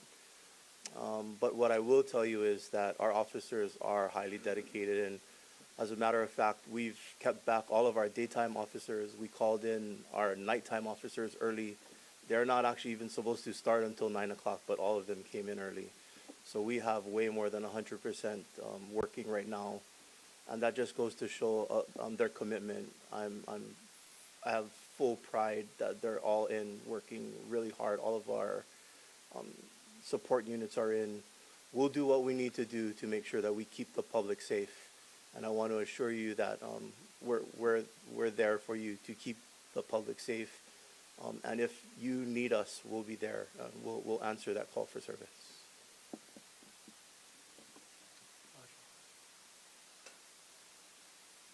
Yes, just an update on some of the highways. Some of our highway routes have been closed. HPD is enforcing closures on Farrington Highway at Waimea Street, at Fort Weaver Road at North Road, no Mackay-bound, ocean-bound traffic, and Fort Weaver Road at Papipi Road, no Mackay ocean-bound traffic is being let through at this point. So be on the lookout. There could be other closures that occur as the officers in the field deem necessary. But those are three that we know of that we're just advising the public. Any other questions? I want to thank you and all the media outlets for staying on this all afternoon like this and continuing to broadcast here. And let's just all hope for the best, okay? You have a big responsibility, and we're here to answer whatever questions, but we need your help too in reaching the people, and I thank you for that.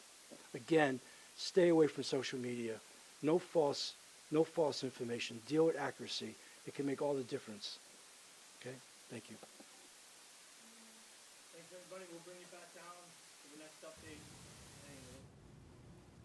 And now this is a live look at Hanalei, where the first arrived waves are expected to arrive, at 7:10. That is less than 12 minutes out. Yeah, we're giving you a live look at Hanalei Bay right now, which is the first site of any sort of anticipated activity. You just heard from Honolulu Mayor Rick Blangiardi saying that, even after we hit that time, we could be in for a long night until that all clear is given. You also heard the emphasized message from emergency officials. You should not be on the roads right now. You should not be in low-lying areas, and do not flood the emergency call system. At this point, you should be at a place where you're safe. You're at an evacuation site. You're at a tsunami assembly area as we kind of wait through and see what this 8.8 magnitude earthquake that originated from Russia earlier this afternoon, 1:30 Hawaii time, what that brings. So again, a live look at Kauai right now. We want to go back to Ben Gutierrez and Drew Davis for their explanation on what we could expect. This is coming off of what we heard from Governor Green getting the first initial readings from the buoy at Midway Atoll. While they do say it's impossible to predict what could be happening here in Hawaii, what you do see at Midway was very newsworthy. What can you tell us, Ben and Drew? All right, thank you, Mark. Thank you, Steph. Of course, at this time, we're less than 10 minutes out from the potential arrival of the tsunami in Kauai and up near Hanalei. Again, just one last quick look. Of course, we're watching it was a 3-foot wave on top of the ocean reported at Midway Atoll. And of course, the waters get very shallow very quick right off of the Hawaiian Islands. Of course, we don't have a continental shelf around us like the continents do, where they have a large area of shallow water and then just a strict drop off into the deep ocean. It gets very shallow very quickly. We're mountains building up underwater. One last quick look at the Kauai evacuation zones. You can see this behind us. Again, less than 10 minutes away. That's when we're expecting to see the tsunami. It might not be exactly at 7:10, but that's the best prediction right now for the arrival of this tsunami. Just taking a quick look, most of Kauai is in the tsunami evacuation zone, at least all of the coastlines. And the reasoning for that is because of all the Mauka areas, the mountains, it pushes right up against the coastline. You don't have very many areas that are highlighted in yellow right here. That indicates the extreme tsunami evacuation zone. And that's for the worst tsunami possible, the worst possible modeled tsunami. We don't expect that that's going to be the case with this one. But again, we have to take precautions across the entire island. Again, less than 10 minutes out. Ben, what can you tell us about the tsunami? We're watching the Hanalei live cam very closely. We were just taking a look out there. What can you tell us? Well, basically, when you look at the tsunami evacuation map, obviously places like Hanalei and also West Kauai, where you're looking at that area, there's a very big run-up. And then when you look at East Kauai right now, basically Kapa'a all the way down to Wailua, even down to Hanamaulu, that area there are some points where it is pretty shallow, where it is pretty flat as far as the land mass, but at the same time, places like Hanalei, even Hanalei has you can see that the tsunami evacuation map is a little bit deeper. It goes further inland. And one point I want to make up too, we've been talking about a wave.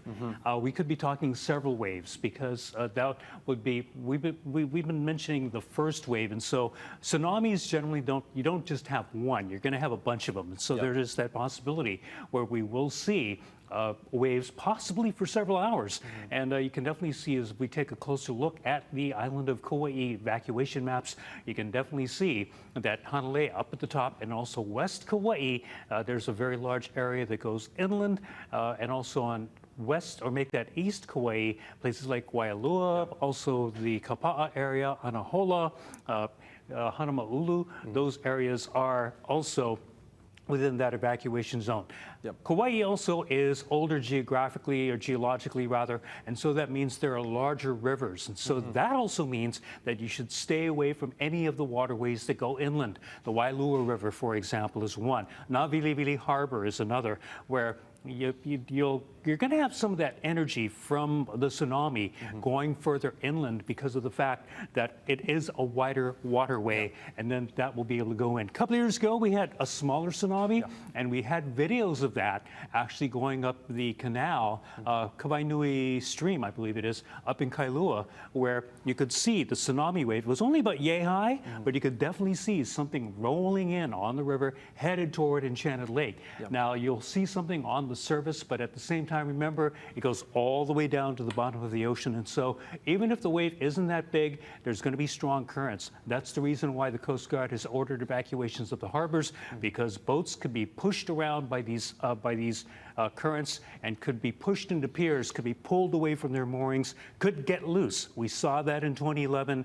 We saw boats hitting each other, causing major damage to vessels, also causing major damage to harbor infrastructure, and that's why we're seeing all of those boats leaving. And we're at around 5 minutes out, I believe. It's 7:05, at least on the clocks that we have here in our studio. This is the time where we're watching for potentially water receding. Again, if you're near the beach, of course, go away. Do not stay there to watch the tsunami. This is an incredibly strong event, and we're no stranger to the power of water here in Hawaii. The river's point, that's a great point. All of that water, that energy rushing in, it's going to impact the entire island potentially when it comes to those rushing waters, rushing up the rivers, and of course the coastlines, of course, will be the most impacted. That's it for Ben and I here in the Weather Center. Let's send it over to Chief Meteorologist Jennifer Robbins with more. Thank you so much. Very good information, gentlemen. We are going to be seeing a lot of action within the next hour.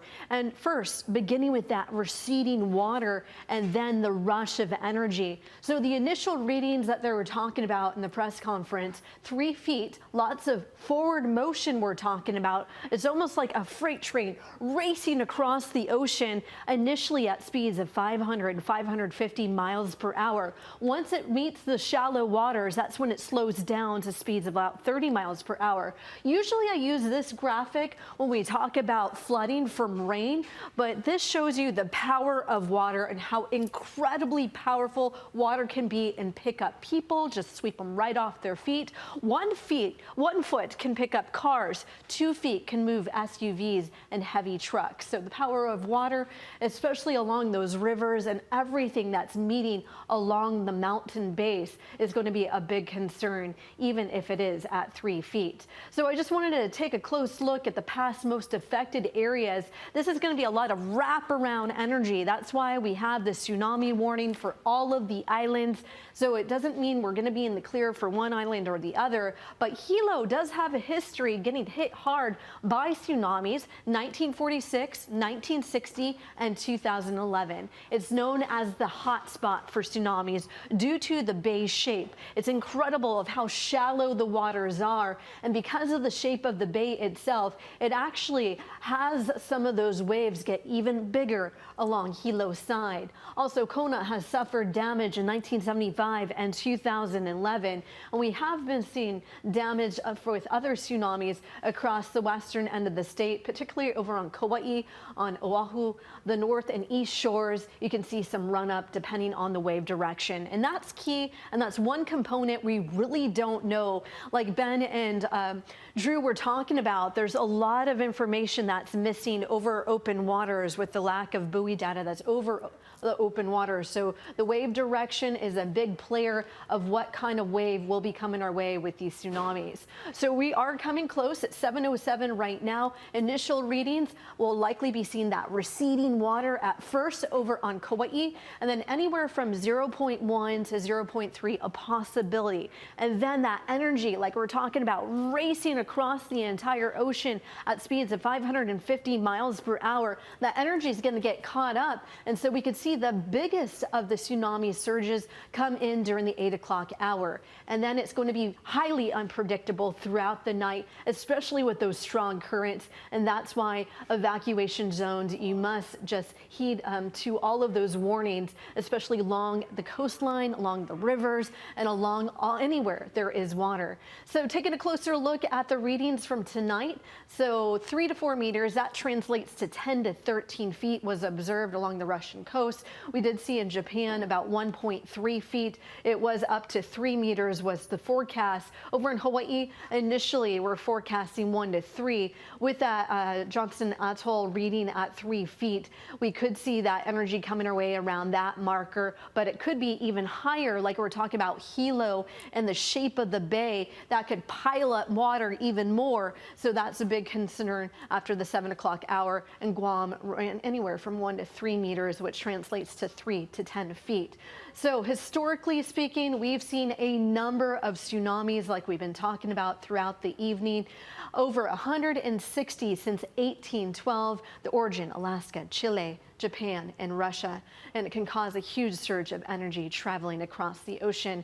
And like we're talking about this evening, the power of water is incredible, and you can see the history is there. Tells a big story. With 1960 magnitude 9.5 arrived 15 hours later, up to 35 feet. In 2010, magnitude 8.1 or 8.8, we did see 3 feet. So the direction of the wave does play a big role in that. And then Japan quake at 9.1. 6 to 7 feet with the property energy. So we're watching the buoy readings very carefully, and the latest information, let's send it back to Mark and Stephanie. Yeah, thank you very much, Jen. We are now at 7:10, which is exactly when the Pacific Tsunami Warning Center predicted that we would see the first arrival of the tsunami waves generated by that powerful earthquake in Russia. And as we're looking here, Drew and Ben, what are you noticing? Way off in the distance. We're talking about way off in the distance there, right around the middle of your screen, right at that point. It looks like there is something happening there as far as like ocean activity. You see some white caps that are slowly spreading across the bay. We haven't seen something that often occurs with tsunamis, and that is the pullout of the water. Usually there'll be an area, or places like Hanalei, the water will recede a lot, and then the tsunami will come back in. But I'm not sure exactly if that way off in the distance there is actually something at the moment. On the right side of your screen, right where the sunbeam is, there's a little bit of current activity. So you can see there are some currents that are occurring as some of the water starts to flow out. But as far as the actual wave action, Drew and I have been looking at this, and we just see something that appeared off in the distance right at the edge of that point, where you can see some what looks like white caps. I don't know if that could be like something that is basically artifacts off the camera or whatnot. But one thing I'm also looking at very closely is the actual water line, the shoreline there. Not seeing anything. And again, 7:10 was the estimated time of arrival. And so that's, again, as it indicates, it's an estimate. It can be faster, it can be longer. It just kind of depends on what this had to travel through, and also the kind of earthquake that it was, because then it depends on how quickly it was pushed over. But no doubt, it does travel very quickly in the ocean. There's nothing there to basically hold it back. So we're looking again, jetliner, but at the moment that area of white really hasn't moved an awful lot. So we're not quite sure exactly what is going to be happening, if the tsunami, the first wave, is going to be late. But again, you can see some streaks on the ocean. Those are like rip currents that have developed, and definitely the tsunami is going to be playing into strong currents. We're watching the water at least start to move in a little bit. Like you said, over near the sunbeam reflecting off of the water there, you can see the direction of the water flowing into the bay. Again, it was 7:10. This is the best prediction for the arrival of the wave. Much like weather models, it's very hard to simulate the entirety of the ocean. So that was the best prediction given by the Pacific Tsunami Warning Center. And again, we're going to keep watching this. If it is delayed out here for Kauai, that also means that it will be delayed as we're going further down the island chain. Again, it does seem like we are seeing some waves moving in. Again, this is a very active scene. We're trying to watch exactly what's happening. That's right. And, you know, I mean, taking us back now to 2011, Ben, I don't know if you remember, but the 9.1 magnitude quake in Japan, it was a very powerful earthquake, and that sent us a tsunami wave as well. And you could definitely, when you do see it on camera, you can definitely tell that that is the tsunami wave. You talk about the receding of the water, and I remember vividly watching Hilo Bay, and you will definitely see that big difference there. As far as right now, though, again, we are just monitoring and looking at the shoreline for any changes there. And again, once again, off in the distance, that sunbeam that you were pointing to, you're also noticing some subtle differences and changes in the water there. No major recession of the water yet, which is a telltale sign that the tsunami wave has arrived. Sunset is expected at 7:12, so we've still got some daylight. We're just past that. And thank goodness that we still have that light out there to really give us a clearer sense of what is happening. We're going to be staying on this cam at Hanalei right now. This is a live stream overlooking Hanalei Bay with the expected arrival of the first activity of the tsunami generated by the 8.8 quake. We're looking at this. Our first alert weather team is monitoring this shot very closely. Literally an unfolding situation as we're watching the water and kind of paying close attention to what we're seeing here with the conditions. And again, the water here has to wrap around, since Hanalei Bay is on the northern portions of the island. It's coming from the west and northwest. Russia is off to the northwest of the island chain. We've been showing that map of just completely open water. So we have to see a little bit of a wraparound. First, it hits the Nepali coast and then starts to move into Hanalei Bay, move down the western and leeward coast of Kauai. So we are going to continue to see how this evolves. And Drew and Ben, talk about the impact of, I know this earthquake, 8.8 earthquake off the eastern coast of Russia, had the depth of 46 miles down. Now, talk about how that plays a role in the strength and power of wave. Well, usually the deeper an earthquake is centered, the less likely it will cause an earthquake. It will cause a tsunami, rather. However, it kind of depends on the type of earthquake. Drew had explained earlier, if it's a slip, not too bad. If it is a thrust earthquake that goes straight up and that pushes a whole column of water up, that's one of the things that we were seeing in the Thailand earthquake, the devastating, I believe it was 2006 earthquake. Might have been, I might have to check on the date there, but the one that devastated so many places like Indonesia and on Christmas Eve of that year. Right now, Hanalei not really showing anything, but then again, 7:10 was an estimated arrival. There was a wave that was recorded, according to Haima officials, at the buoy at Midway Atoll. So depending on how things are going, we could be seeing a delayed arrival, but then again, remember, it is not just the first one. 7:17, which is when we were expecting the first waves to arrive on Oahu. If we can now switch over to, this is a live look at Honolulu Harbor, where earlier we were also monitoring quite a few reports that boaters, a number of them, and fishing boats were heeding the warning, and we also saw them head out to sea, staying away from the channels vessels going in water at a depth of 300 feet or greater. And you can see it looks like the harbor is all clear. Even got word that the Coast Guard cutter ship also left the harbor right now. As we take a look at Honolulu Harbor, 7:17, again, the estimated arrival of the first waves here at Oahu. Yeah, and the ability for these vessels to evacuate is one of the silver linings of an event like this, because you had a 6-hour notice, for the boaters to head out to the open ocean, for residents and visitors to head to different evacuation sites right now. So we're keeping a very close eye, live look at Honolulu Harbor. It's 7:18 right now. 8 minutes after the first wave was expected, and the epicenter, so to speak, when something like this, the first area of focus is Hanalei Bay on Kauai. We still have some daylight out right now to keep a close eye on this. Now, Drew and Ben and Jen as well, as we're looking at these images here, what should our viewers be paying attention to in regards to the water movement and activity? Sorry, before you guys answer, can we switch over now to this live look at Waikiki, where we might be able to detect more changes in the water here, and you can definitely see a clear view of the coastline, and definitely empty there. Earlier shots, right, Mark, when you guys began the coverage right after the tsunami warning, the beaches were crowded. You can see that is not the case right now. They heeded the warning.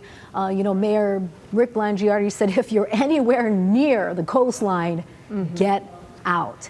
And I think it's important to note just generally the ocean conditions right now. We do have a small craft advisory. We have strong trade winds. We also have a rising swell on south-facing shores and east-facing shores. We're seeing wave heights expected today at 3 to 5. And this is wave heights alone, waves that you surf, not the tsunami itself. East-facing shores at 2 to 4. So you could kind of see in some of these shots, there does seem to be some disruption, some rip currents that are happening, strong currents that are happening. So very interesting as we look at these live shots, since it's not, it's traveled so many miles to get here so far with the epicenter just off the coast of Russia and giving us that 6-hour window to get here. We are likely going to be seeing on a smaller scale of a tsunami, but still a lot of energy.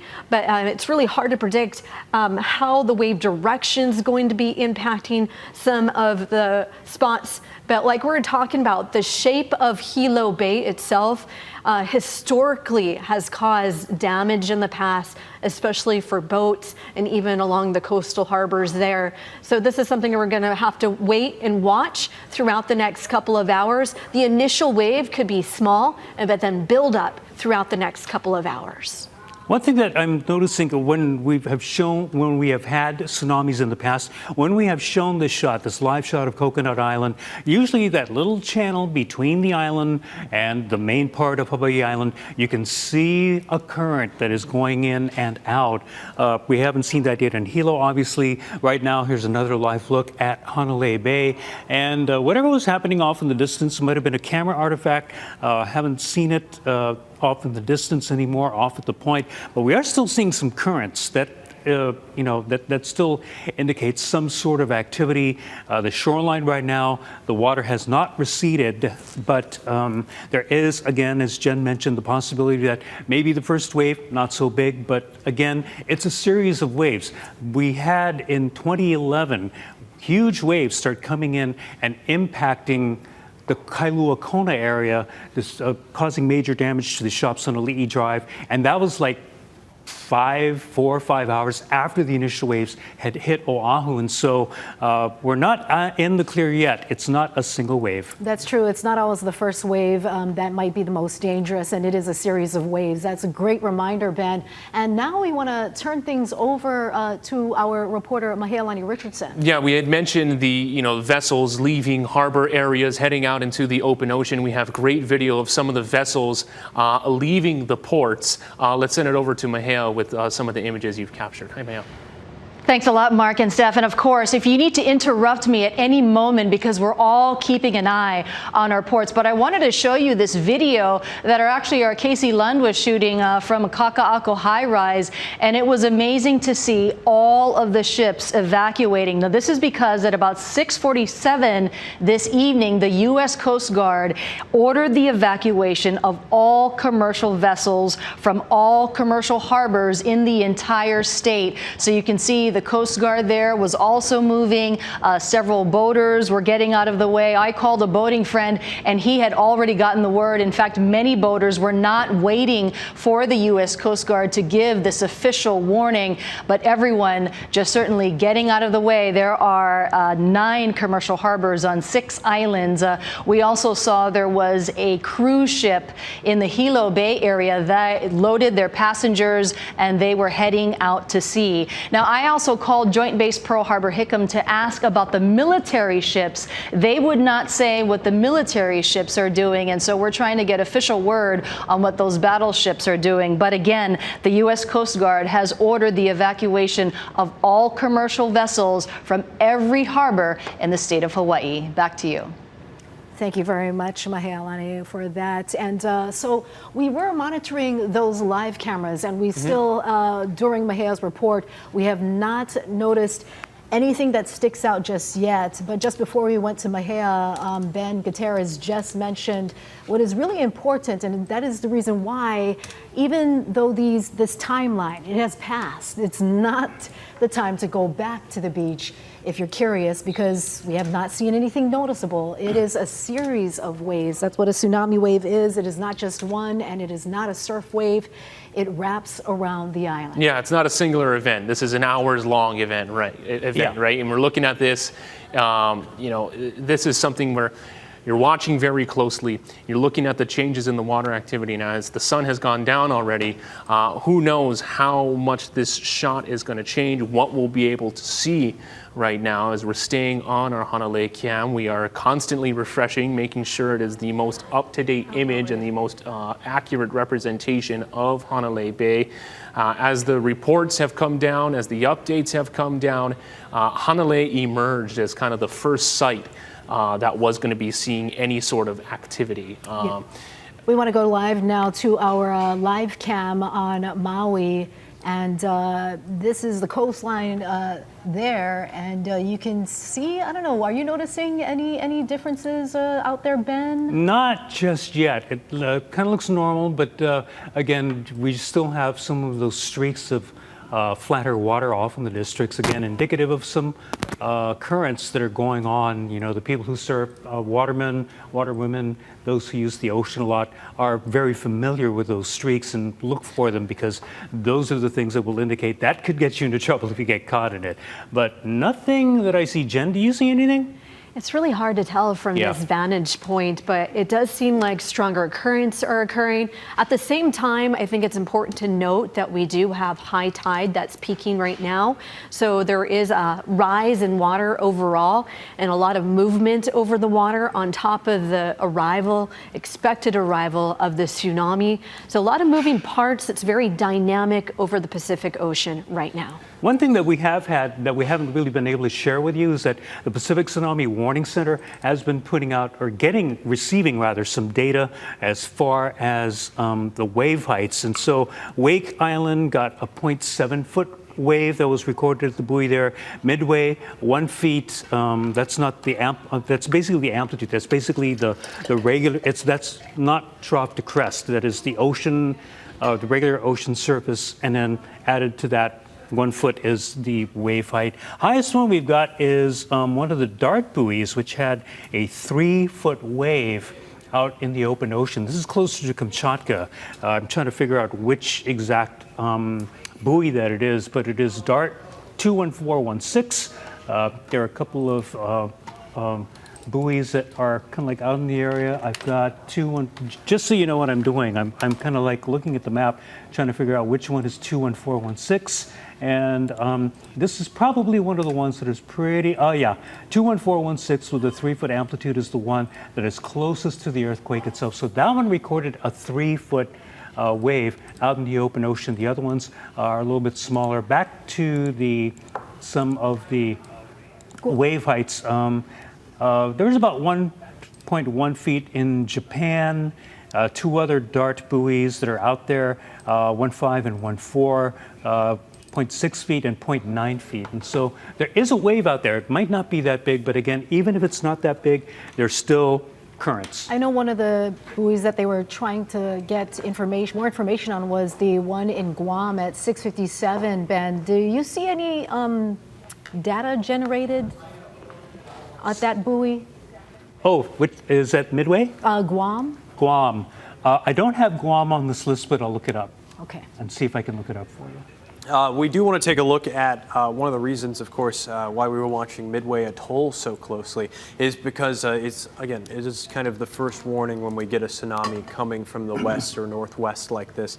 Let's actually take a look at some of the observed water levels. If we can bring up graphics 12 or max 2 real quick, you can see this very clearly. This is over it seems like last 24 hours. The blue line, that's the actual prediction for where the water level was going to be. The water level is in red, and you can see as we're going into today, as the tsunami wave is passing, the tsunami waves, I should rather say, is passing the atoll buoy. You've got this jump up, you've got this jump down, you've got this jump up.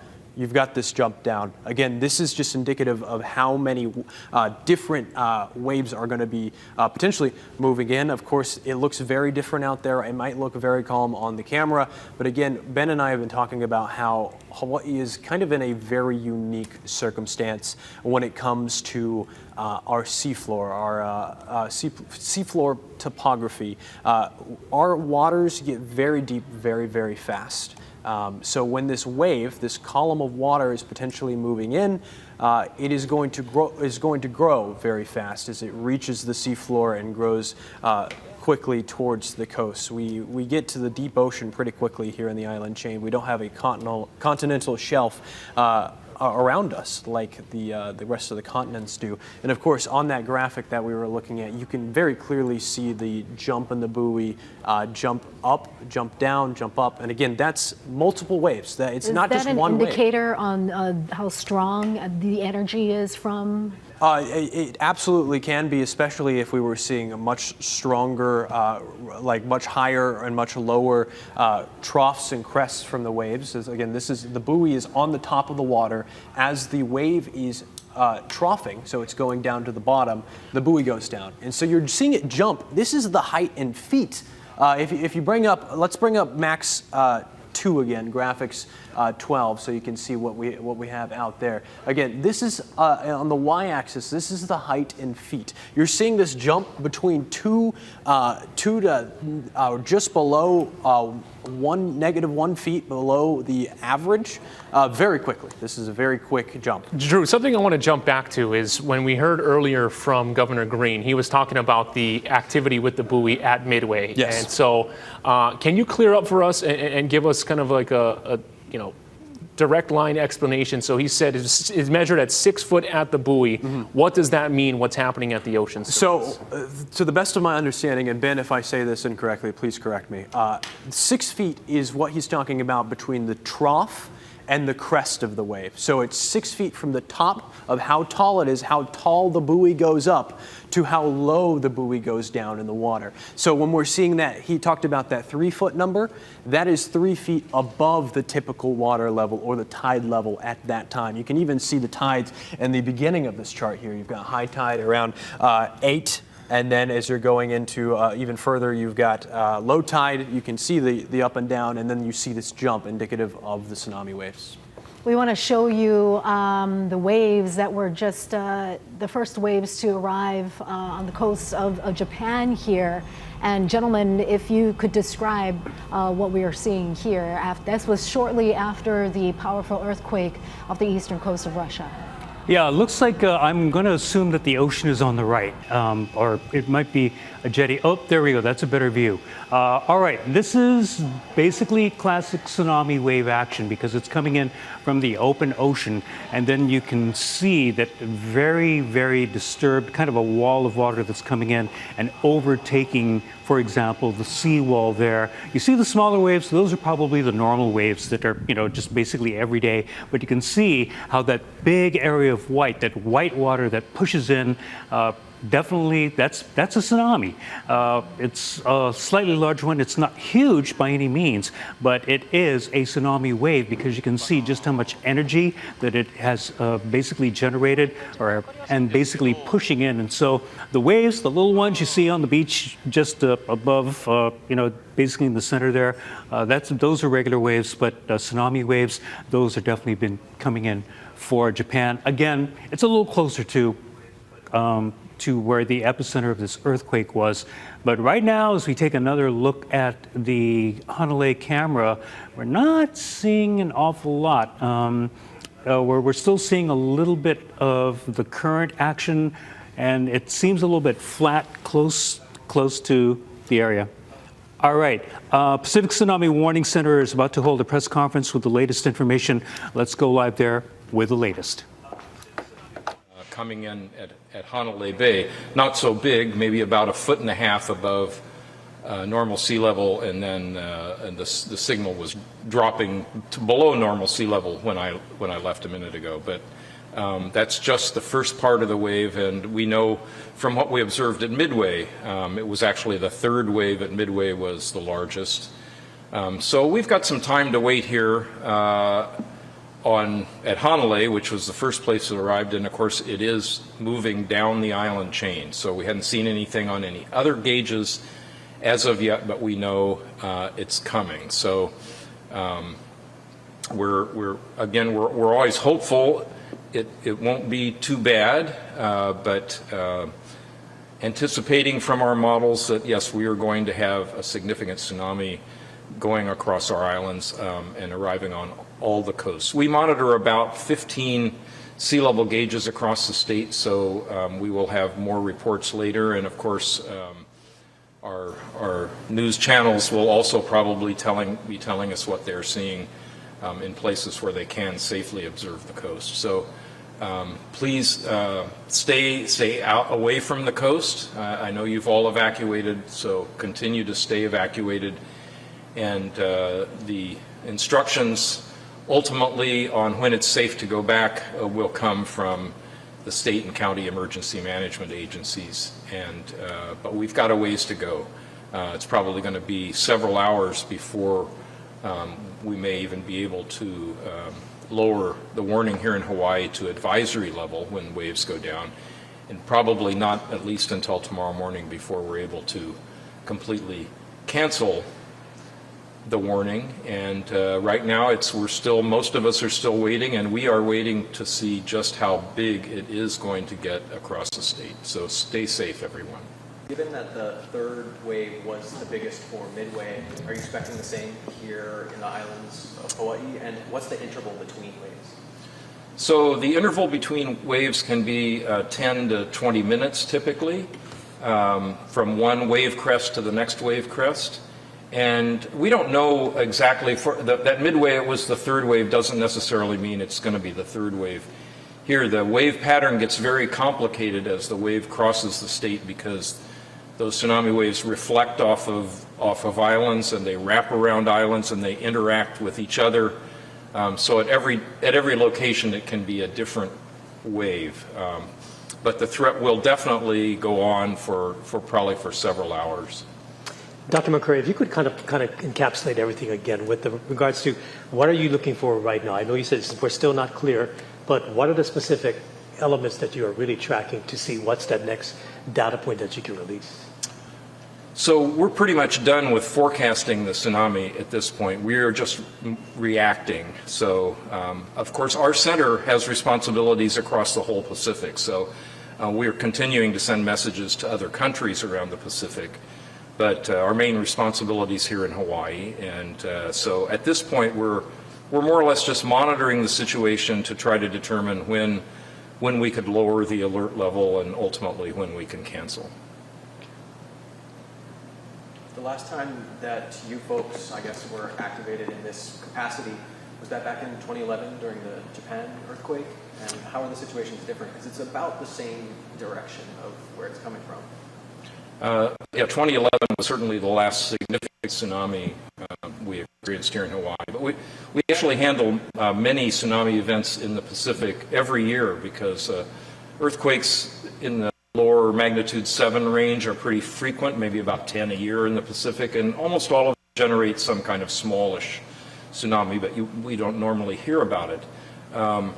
But sure, yeah, the Japan tsunami was the last significant tsunami, and in some ways it's similar, but every tsunami is unique in certain ways. The way the source behaves affects the tsunami, and crossing the bathymetry in the Pacific, the waves get focused and defocused in different ways, and so that's why we need numerical models to help us predict what might happen on our coast.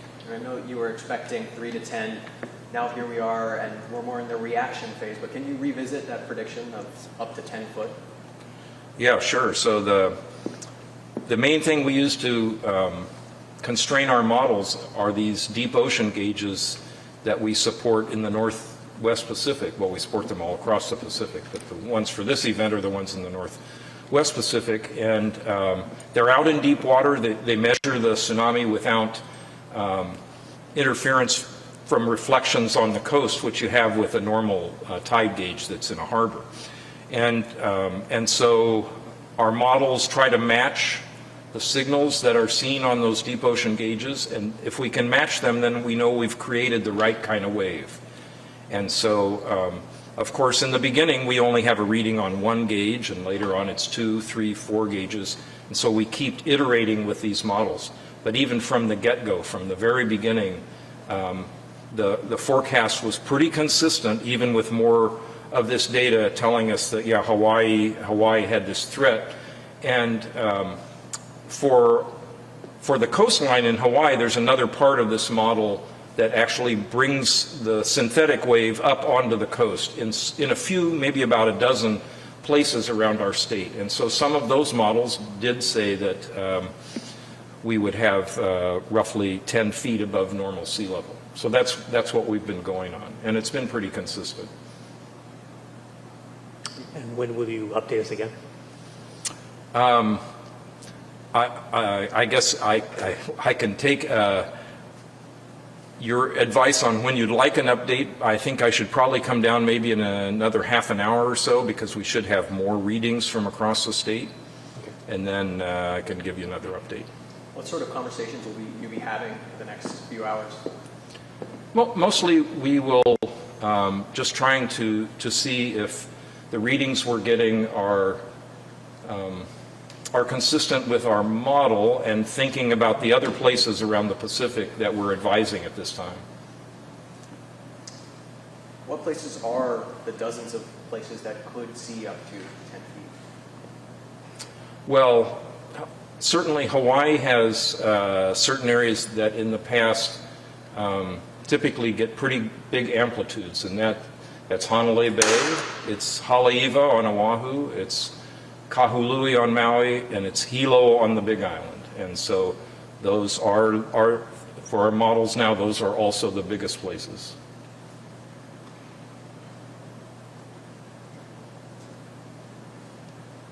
Okay, stay safe, everyone.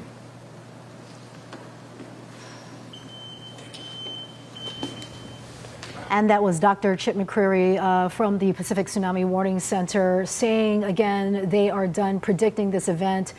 It is actually happening right now. And during that press conference, Mark and Drew and Ben, we were actually monitoring this live shot of Hanalei Bay and actually seeing signs that the waters were receding, and at times even parts of the reef were exposed.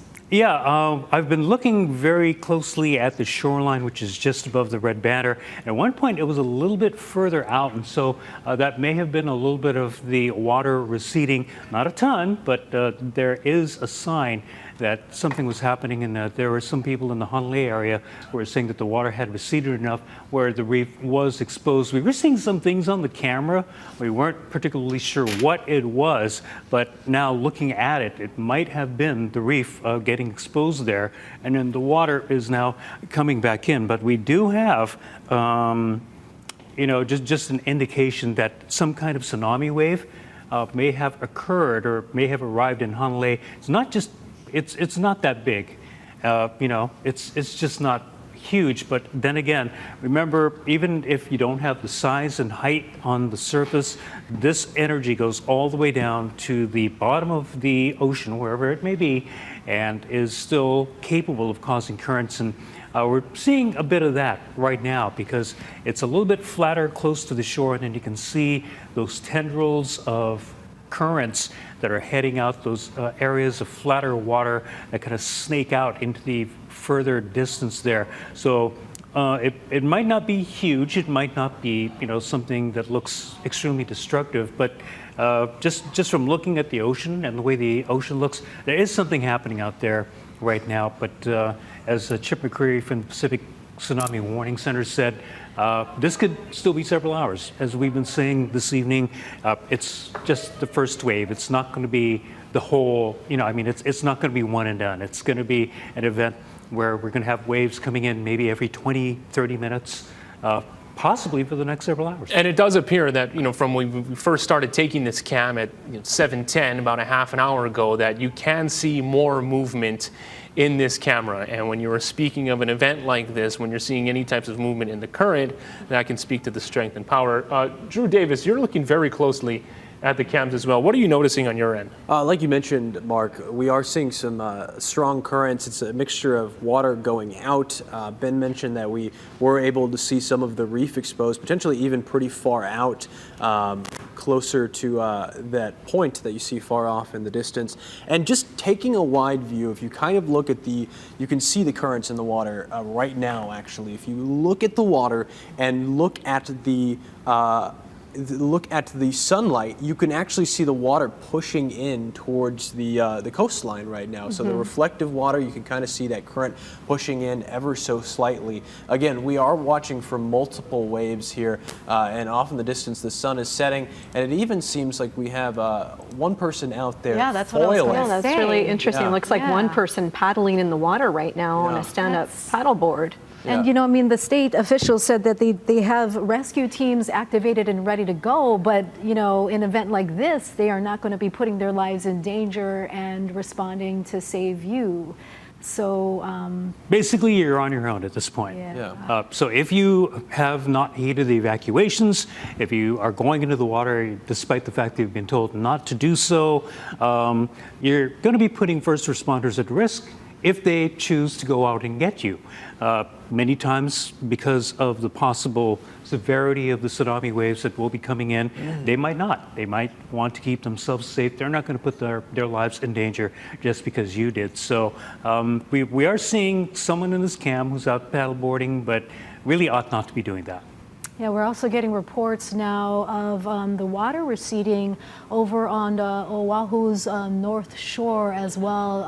We're talking about Haleiwa. We're just seeing that coming in from one of our reporters out there. Yeah, one of the hot spots that Chip McCreary had mentioned, right? They're keeping a close eye on Honolulu right now, and Haleiwa at the preliminary stages of this tsunami event. Our chief meteorologist, Jennifer Robbins, is standing by as well, looking at what we're seeing in terms of any sort of tidal movement, what we're seeing with the currents. What are you noticing on your end? What we're witnessing here, is this kind of typical for what we should expect in this type of event? Very interesting to watch all of the elements come together right now, and it's unfolding before our eyes. And I really do think, like we were talking about in the press conference, that the initial wave is much smaller, and then we could see that build up within the next couple of hours. But you can actually see the direction of these currents. There is a little bit of stirring up that's going on where it is coming in different directions there. So this current is becoming more strong, and it is becoming a little bit more unpredictable. And that's why, like this gentleman or wahine that's in the water Whoever's right in now, there. it's just too early to say if the waves are coming our way, and they're going to be coming in waves. We're talking about not just one big wave. We're going to have wave after wave and surges of energy. And historically speaking, because Hanalei is a place that we do have been impacted by tsunami waves. We've seen that along the north and east shores of the western end of the state, and along the north shores of Maui County, and then along Hilo, there historically have seen big significant tsunamis that have impacted them. So it does take time for all of this to build in, and like we're talking about, it's going to be a waiting game right now, and we'll have to be patient and just until we get that all clear to stay out of the water. I'm going to bring your attention, though, just to about the middle of the screen. You can see the water, the current is moving from left to right. That is water leaving. That's what it looks like, water leaving. And you can see the waves that are rippling just behind that. Those are not incoming waves. Those are waves that are flowing over the reef and heading out. And then just in the foreground, ahead of the water that is moving from left to right on your screen, we can see more rocks that are being exposed right now. I could see it too. Yeah. You do see that receding a little bit more now. If we would have had a side-by-side picture of what we were witnessing an hour before this, definitely looked very, calm with just the ripples of the waves coming into the shore. But now you can definitely see changes in the water. Yeah, especially since I'm not familiar with Hanalei Bay, but if this were more of a daytime shot, usually what we see when we take this camera for our weathercasts, it's basically water, it's beach. But then now I'm almost wondering if that's not only reach, I'm wondering if that's sand that may be exposed there. Lava rock along the bay. Actually, just look where the palm trees are. You can see where the palm trees are. Sand is starting to get exposed there. Yeah, you can very clearly see the sand, the rocks. Of course, this is the big sign that the wave is growing. It's growing as it's approaching the shoreline. I'm trying to find where that person was, or where they were foiling, whether they were paddleboarding. Were they impacted by the water receding out?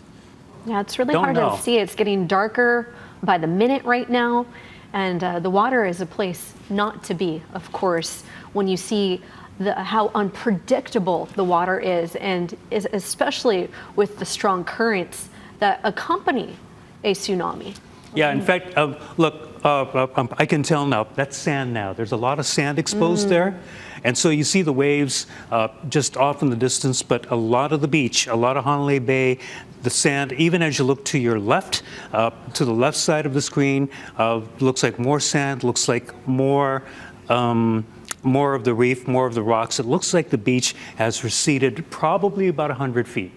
Do we know how many buoys are in the area?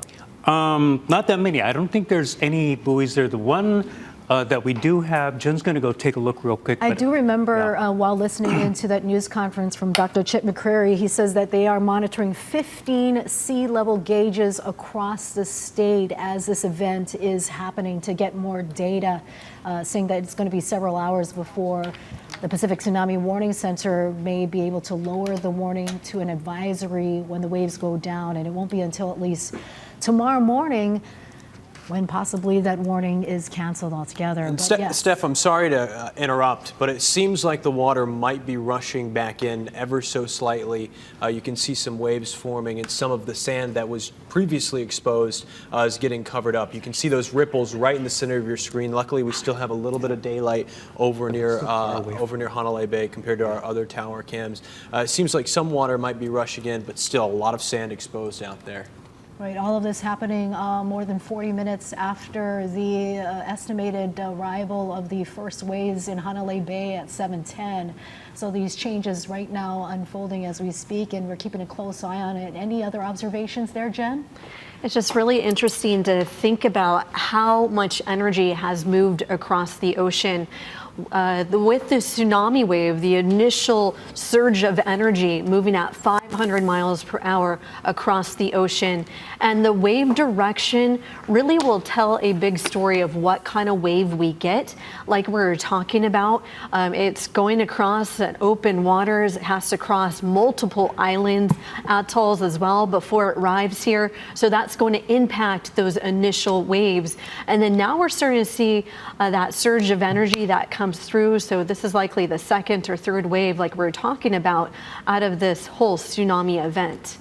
Yeah, and from our reporter out on the North Shore, also reporting earlier that the water was receding and now saying that the tide is returning and coming back. So we are also seeing these changes as well on our shores here on Oahu. Yeah, and this is going to be an hours-long event. As the forecasters have been telling us, this is not a single wave. They've been telling us throughout this waiting period, this is going to be taking place over the course of several hours right now. Jen, you said it best. We are watching this unfold before our very eyes right now. We're going to be staying on this cam at Hanalei Bay, which is the first site of activity following this tsunami warning. We're also keeping close tabs right now on what is happening up and down the island chain. But, I mean, the way that forecasters were able to pinpoint down and kind of this timetable here from when the earthquake initially struck, I mean, it seems to be right on line with what we're seeing here, and the activity really lines up. Yeah. You know, speaking of activity, guys, sorry, we just want to take another live look at a camera that has just become available for us. Another vantage point of Hanalei Bay. So, pardon, sometimes the live shot there does freeze, but at least this gives us an idea. I know a viewer sent in a screenshot of the changes that were taking place, of the water receding earlier. Of course, this is a live look right now as we are seeing the water lapping over the shoreline there. Another vantage point of Hanalei Bay. It's hard to tell from this vantage point, but you know, we'd have to see if there's any receding water that happened before this. There looks like there's a little bit of a debris line, not that big. So that would be above the heart. That would be like the line of little tree limbs and so forth. We're going to try and stay on this shot as long as we can, just because we can. But of course, it's going to get dark, and once that happens, we won't be able to monitor this, but the waves will start hitting places like Waikiki, a little bit better lit. We have crews that are out and about all over the islands, and that includes Kahului. Dylan and Chetta is up on Maui.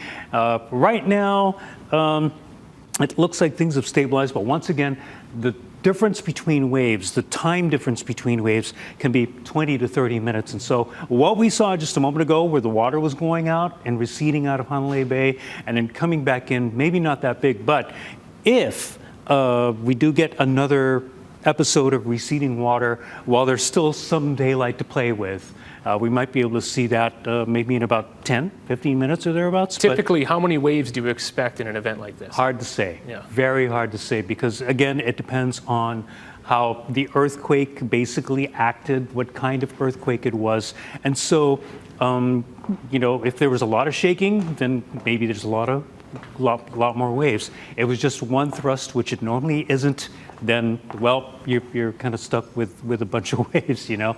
So basically, as Dr. McCreary said, this could be a case where we could be going on well into the night, and the first wave may not be the biggest one. It could be some of the successive waves that come after it. I mean, if you remember, Ben, the 2011 tsunami, I mean, that we weren't expected to feel the effects and see the first waves until sometime around 3 in the morning. Yeah. And the all clear wasn't given until hours after that, and we were still waiting to see the effects. I remember it was a long period of waiting, but the damage was significant. Even though the waves looked small, you cannot see visibly just the power and the force of that rushing water. The surge coming in. That is what caused all of the damage to the piers, to the boats, the boaters who weren't able to leave in time. Yeah, that's why we're talking about the boats having to leave when they can, and the Coast Guard saying evacuate, take your vessels out to open water at least 300 feet deep so that you can avoid the surge. That's basically what it is, and we have been repeating it often. It's not a surge surface wave. It's just basically the energy that goes all the way from the ocean surface down to the bottom. And so you're going to get strong currents. And as, again, it gets into shallower water, it's going to go not only higher, but it's also going to get wider. And so you're going to have an area of strong currents that are going to impact. They're going to swirl around. They're going to do strange things that as they interact with the reefs and they interact with the bottom of the ocean. I mean, just so that you could illustrate it more, Jen, I mean, if you could talk about the power of these waves, I mean, the governor said it as well. I mean, it's not the height of it, but he may be saying it's 3 feet, but it's strong enough to move a house or a car. And we're talking about the forward motion in all of this, and it was moving at once speeds of 500 to 550 miles per hour. And then once it reaches more shallow waters, it does slow down to speeds about 30 miles per hour, but it's that forward momentum that gets it going. And like Ben was talking about, spreading exponentially and widening as it does. And that's why this is wraparound energy. It's not like one side of the island is protected and the other side is not. This is going to be a whole statewide event as it wraps around. And then as it interacts with our topography, with our outer reefs, with our inner reefs, then we will see what kind of wave that it's going to be facing into the next couple of hours. So very interesting to see the dynamics of all of this come together. A lot of numerical models are put together to predict the wave speed and arrival times. And I do think they did a great job with the arrival times with this one, because we have been seeing activity since the 7 o'clock hour. It's almost like trying to predict what a hurricane can do. We're starting to get pretty good at predicting where it's going to go. But the intensity, like how strong a hurricane is, that is still pretty much up to the hurricane and what Mother Nature decides. Same thing with the tsunami is happening here, where we have been able to reasonably predict when it's going to arrive. But as far as how big the waves are going to get, a couple of reasons why, again, we don't really have a definite concrete answer. We cannot tell you for sure. We have been saying like 3 to 9 feet or thereabouts, but we're not sure. It's something that we just have to be prepared for.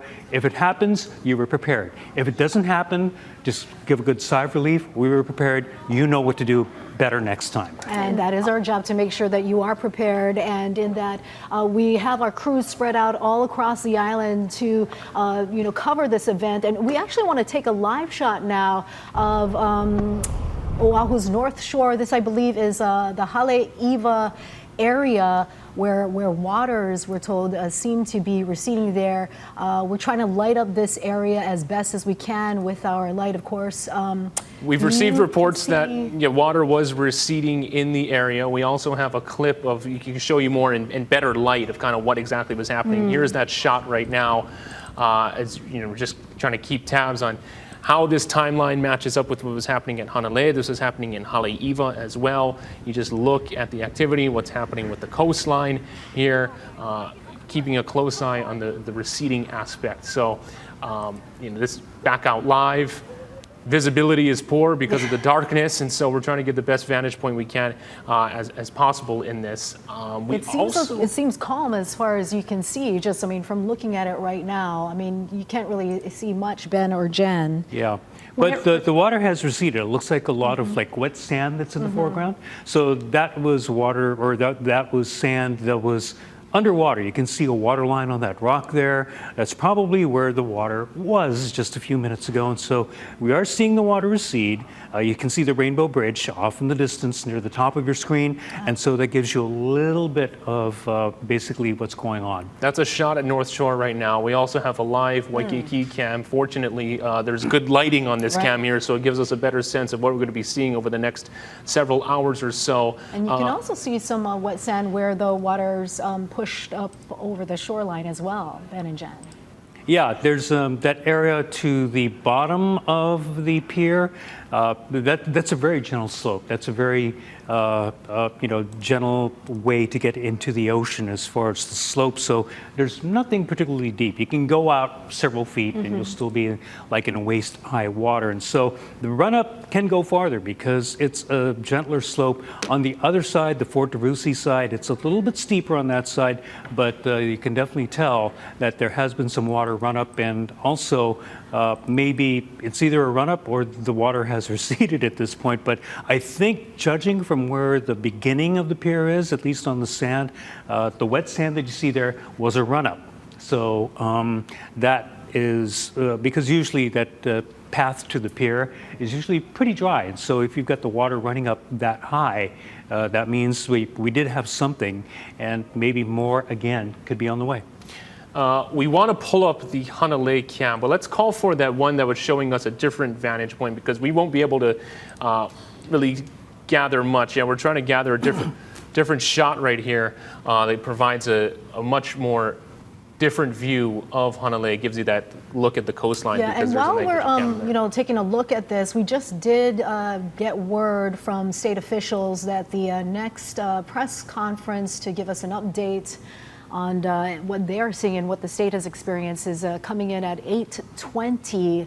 So of course we'll bring that to you live as it comes. But as far as I can see here, it's really hard to make out any movements in the water, just the squall in the background, of course. Yes, with some of the passing showers and the trade winds. And we do have a few swells moving through as well, coming in from the south and also the east. We're seeing some rising surf.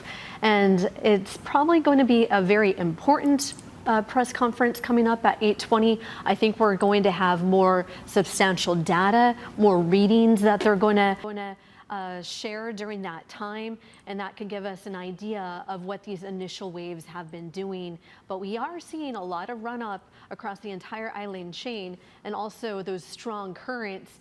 The best case scenario out of all of this is getting those strong currents and not a whole lot of coastal flooding. So that's what we're hoping for. All of this initial painting of what's been happening with the tsunami, I hope that continues on for the next couple of hours. Yeah, you look at there was a heart that was in the middle of this live shot a little bit earlier, and the water's been reaching the heart and maybe might have washed over it for all I can tell. It's not the best quality picture, and also this is probably that squall that we saw off in the distance in the earlier Hanalei Bay cam. But probably a combination of a little bit of rain, but also the fact that the water is a little bit higher now than we saw a little bit earlier when there was still adequate daylight. The debris line has moved up a little bit further, and so there's that squall line off in the distance. Again, just because of the lack of daylight, it's pretty much gone. We're seeing the last bits of dusk here, so it's going to be harder and harder to tell. So we're going to be looking at some of the other cameras that have better lighting around the state as this energy from the tsunami continues to move down the island chain. And so we're expecting, like, for example, Hawaii Island, maybe to get some action. We should be able to see it a little bit better as we get to, say, for example, Coconut Island. This is the shot now. The water is very calm there, but when you look at the bridge that goes over Coconut Island, many times when there is a tsunami, even if it's a small one, you can definitely see the current. I'm not seeing it right now. Let's go to our Drew Davis now with some new data. Yeah, thank you, Steph. Can we pull up really quickly graphics 12 so you can see what's going on? This is the latest look at the buoys over at Nawiliwili over on Kauai. Again, we are seeing impacts from the tsunami. Again, this could be one wave. This could be the first of many to impact Kauai. Of course, we haven't been seeing too many impacts over at Hanalei, but this is a chart from the NOAA buoy over at Nawiliwili. Again, we have been seeing some of the wave crests getting above 2 feet above the water level at that time. Again, we are seeing high tide right around now for most of the state, and it drops down very quickly to below 1 foot below the normal water level, so about half a foot below zero.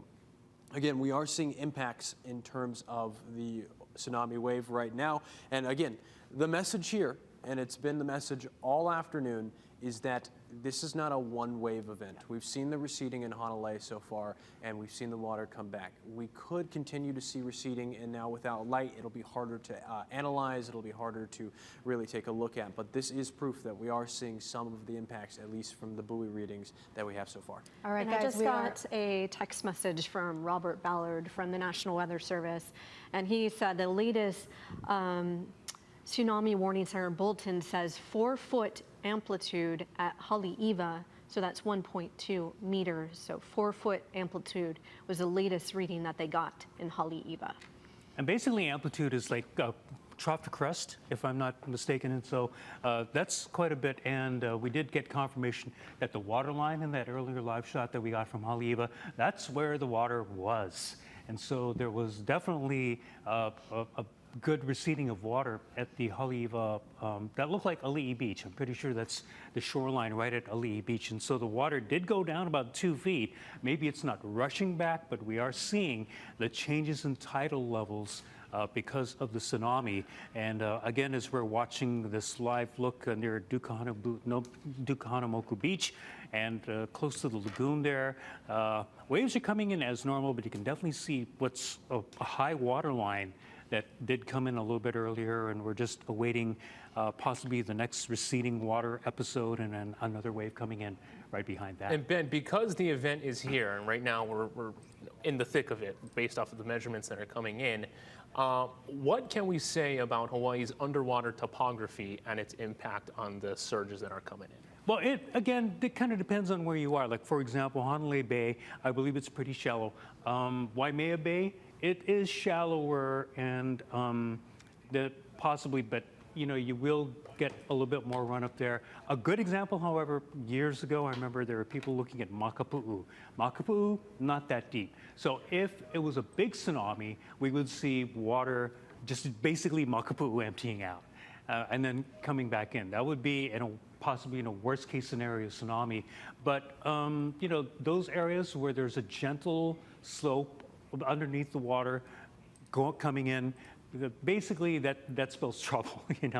If it is a little bit more abrupt, shall we say, like if there's cliffs like the Nepali coastline, some of those areas, the Kaiwi coastline even, for example, you may not get that much of a run up or some of that energy. But basically what we're looking at is if it is a gentle slope like Makapu'u, where it's shallower, after it gets past, the deeper water and you start hitting that area. Even Hanauma Bay could also see some higher water because you get the reef, it's a little bit deeper there, and then it hits the reef and then it'll start pushing over.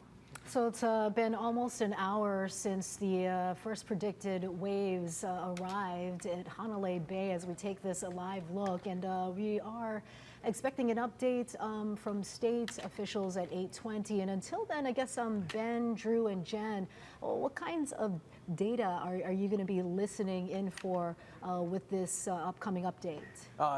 Thank you, Steph. Again, what we're watching now, we're in like you mentioned, we're in the thick of it, and we are watching the buoys. We're seeing several of the buoys reporting that we're seeing amplitudes of 2 feet, much larger changes in the sea level right out there. Again, we took a look at the Nawili Wili buoy just a little while ago and the Hanalei buoy. So we are seeing changes out there. And again, this isn't just one wave.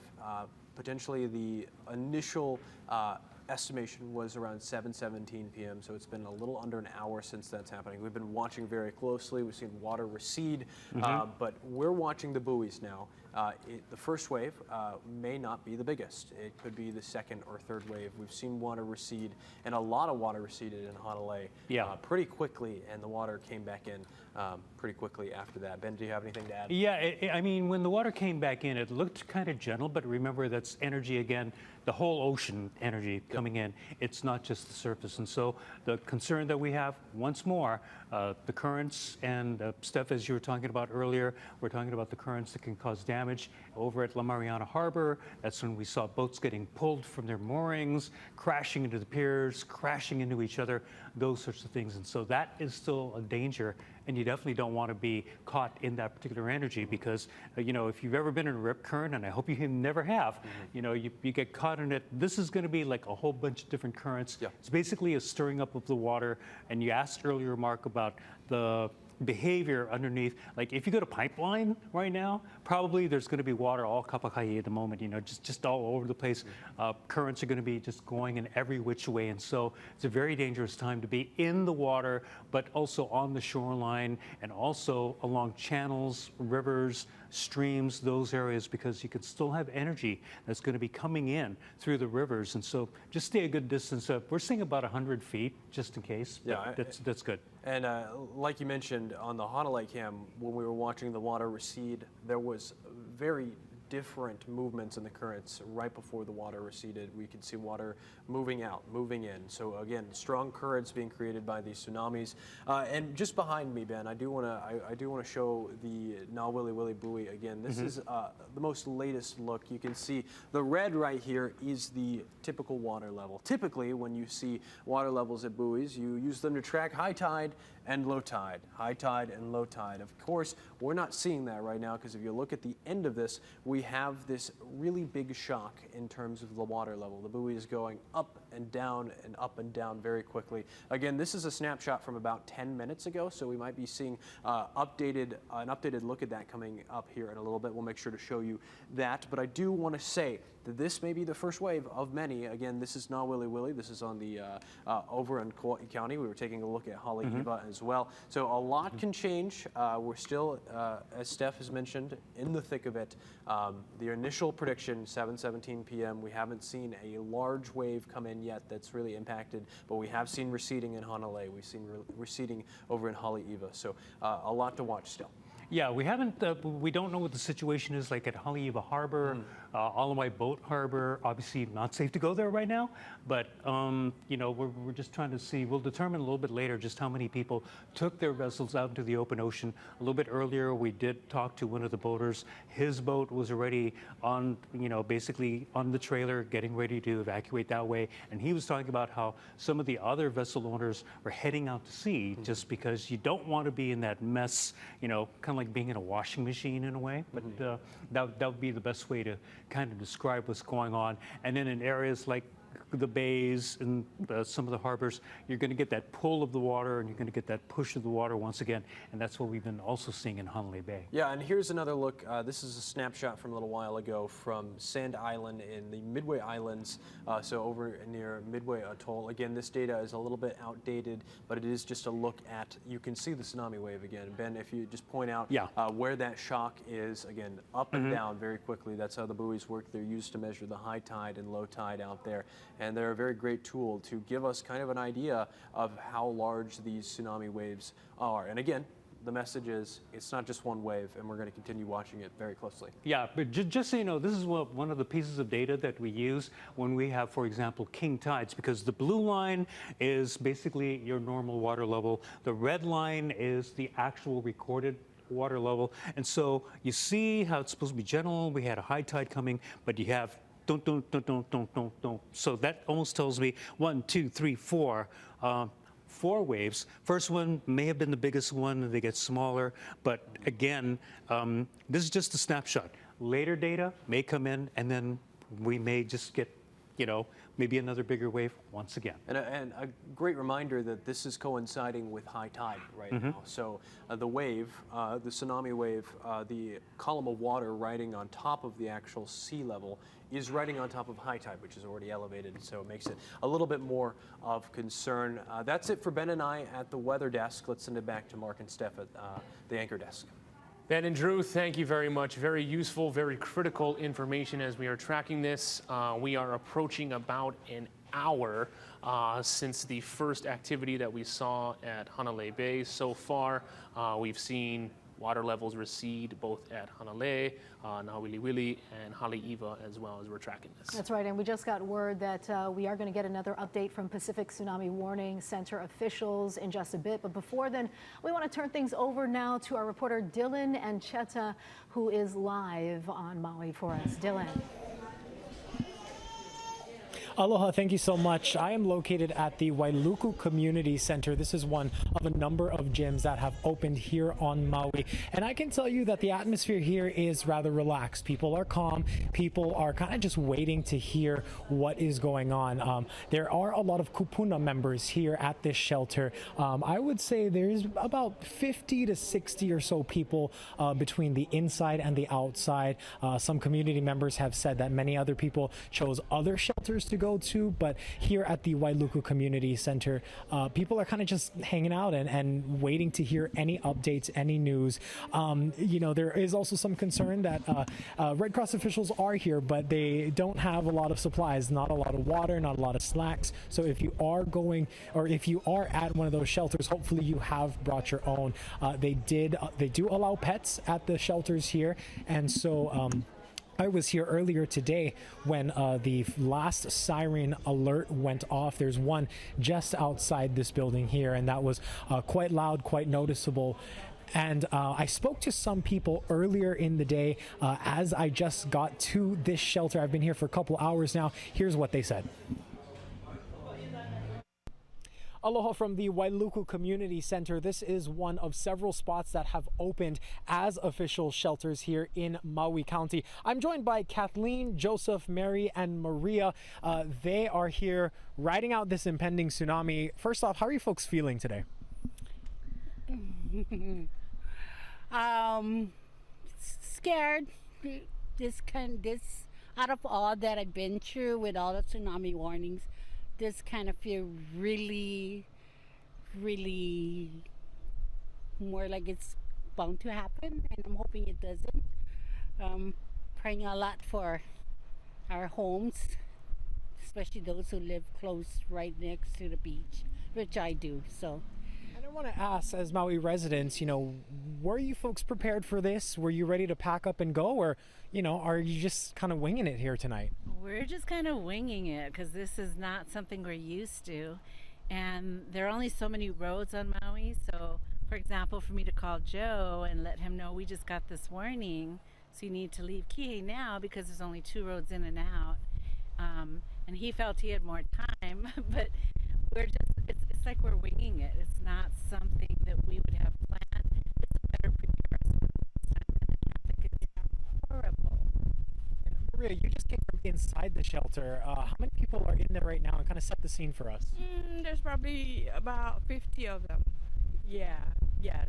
I was like, let's go, because I was afraid that we're not gonna have space. Yeah, but it's pretty good. It has AC, and at least we get bathroom here. But yeah, I'm kind of like scared. And Joe, I want to ask you, how are you feeling through all of this? I feel like I'm feeling, especially when I was like, what, a tsunami coming? You gotta go get this and go get this and go get this. At the end I came out, I forgot the spam and the toilet paper. That's the first thing I told my friend. I said, hey, you need toilet paper, hand towels, water. That's it. So right now, without the supplies of the shelter, what supplies do you folks personally have? We were so unprepared for this that when Joe picked me up at work and we went right up the road to Kalui Food Line, which is like a 5-minute drive, and picked up whatever we could grab, and everything was pretty much sold out, deli and all that. So we grabbed a little bit of sushi, sandwich, and that was all we could get. And it took us an hour and a half from there to get back to the center that I work at. 5-minute drive. Took us an hour and a half, and just to go and get my car and then head over here. So we didn't get much. That is a wild drive time. And lastly, Mary, I want to ask you, you mentioned you have the trailer. What was it like for you to evacuate? Prepared with everything in the trailer right now, that my personal belongings are my clothes, my ice box, my brand new freezer that I brought 3 weeks ago. It's gonna take a loss because it's in the garage back home. And that's about it. Other than that, beddings, everything, the whole trailer. And my brothers and my family, my sisters and my brothers are happy that I invested in this. And it's the biggest place to park it right now is at Popohaku. And yeah, prepared with everything in the trailer. Absolutely. We are so grateful and glad for all the early warning, all the sirens that go off that let us know. So we are definitely prepared in that way, and that they're keeping us informed and aware of what's going on. Absolutely, and that is the latest from the people here on the Valley Isle. I thank you all so much for sharing your thoughts on this. The nerves are unsettled, so to speak, but the people of Maui often look out for each other and take care of each other, and we are here once again at the Wailuku Community Center, which is one of the shelters here tonight. And now I understand we have a press conference with Haima. Let's go ahead and send things back to the studio. So much, Dylan and Cheto, for reporting for us live on Maui. But unfortunately, we are still trying to get that live shot up right now. We're having some technical difficulties. Yeah, we're trying to pull up a signal right now. This would be a live news conference. An update from Haima. Governor Josh Green and state emergency officials will be briefing us on the latest of the situation. We are still rolling on the news conference. So although we may not be taking it live right now, we will be bringing it to you in its entirety when we do get that up and running. In the meantime, let's give you a shot from our live cam overlooking Waikiki right now. One of the only shots as we're scrolling through our Rolodex of live cams that still has lighting and can give us some real-time context on what is happening with this tsunami event right now. Something that is happening during this time, you take a very close look at what is happening with the water line and the activity there and how it's going back and forth. And we want to go live now to our chief meteorologist, Jennifer Robbins, who has the latest initial readings that just came in. Jen, what can you tell us? We are looking at the initial readings, so this is probably something that they're going to go over in the press conference. Haleiwa, 4 feet in amplitude per 12 minutes. Hanalei was 3 feet in amplitude per 20 minutes. Midway, as we got that initial reading, 3 feet with lots of force behind it. I just want to take a closer look at what this means and what this data actually means. So when we're talking about amplitude, it's measured relative to normal sea level, so it is not crest to trough wave. And that's what we're seeing with these initial readings here. And the period of time is in minutes for one wave to the next. So that's what we're seeing. So we're certainly seeing lots of energy move around the islands, and that's why we are under a tsunami warning. Now, for rock and sand, that gave us pause. That doesn't happen for no reason. When the water pulls back like that, that means there's activity in the ocean. So again, we keep our fingers crossed that we don't suffer a big tsunami. Again, people have been very thoughtful and very safe, and that's something we appreciate. Aloha. Aloha. Like the governor said, there is energy in the ocean. There were small measurements of smaller waves, and they want to see, the scientists are telling us, we want to see a few of them to know that we're in the clear. So the window is still 2 to 3 hours that we're watching this energy in the Pacific Ocean. So the counties have opened shelters and places of refuge. If the citizens need it, they can use that. We're postured to support those shelters with wraparound services if needed. There's also Red Cross that's standing by. There's and it's really this sense of aloha in the state.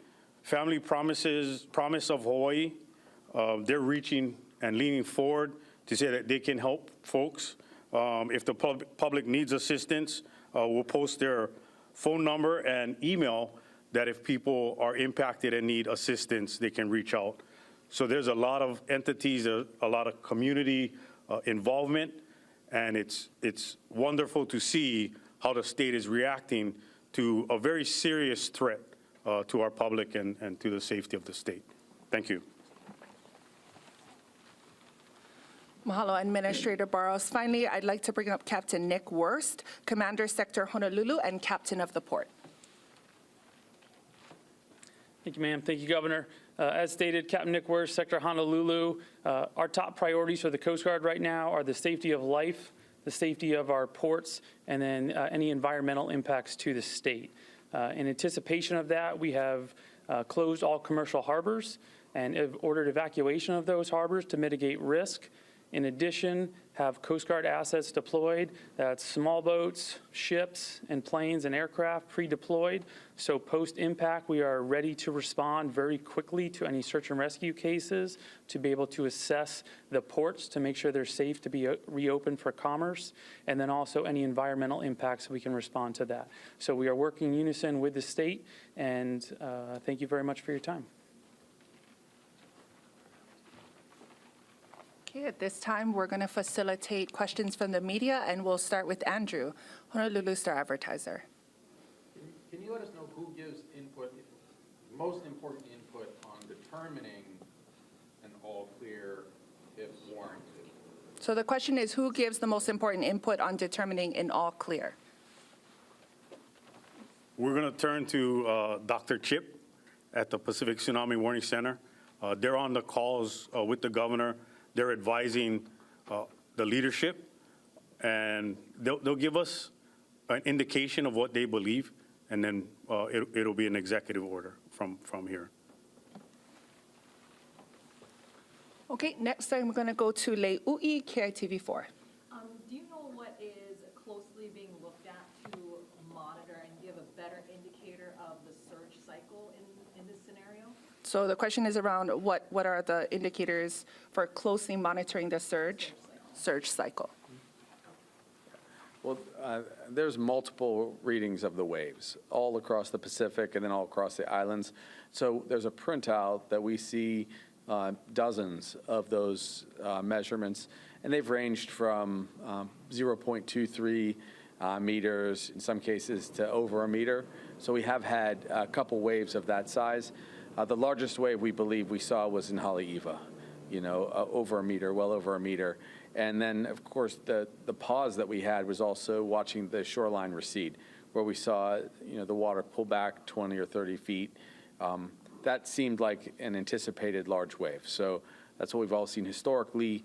We're really hoping that we are out of harm's way. Again, we don't want anyone to let their guard down. We want it to go another couple hours. As the waves cycle smaller and smaller, that's how we know that we're ending this concern. Mahalo, Governor. Up next, Ashley, Hawaii Public Radio. So when the all clear comes through, would that mean that the water is back to normal and no longer receding? I guess what are the clear indicator that it's all completed? So the question is, when the all clear comes or is finalized and communicated, what does that mean with regard to the water? I think that means that we reach functional zero risk because we're able to continue to monitor waves all throughout the Pacific, including the multiple different locations that we described earlier. But most importantly, as the waves end generation, when they're hitting our own shorelines, which can cause more wave activity, then we know it's over. So we'll be hopeful. Also we'll see the tides go down, which is, not nothing. We did observe pretty significant waves on the other side of the Pacific. In Japan, there were 3-meter waves, and we saw some of them cascade over, over their shoreline. So that's a big concern. But again, so far so good. We had a couple fender benders on the highway, which we're always, watching and we're careful about. A couple people went home from work a little early today, but that's all an excellent outcome if we don't end up having, a serious tsunami like we did in past decades. Final question going to Daryl Huff, Hawaii News Now. Okay, so looking forward, what I'm trying to understand is when you say we had a 3-foot wave in Haleiwa, that was the water receded, came back in.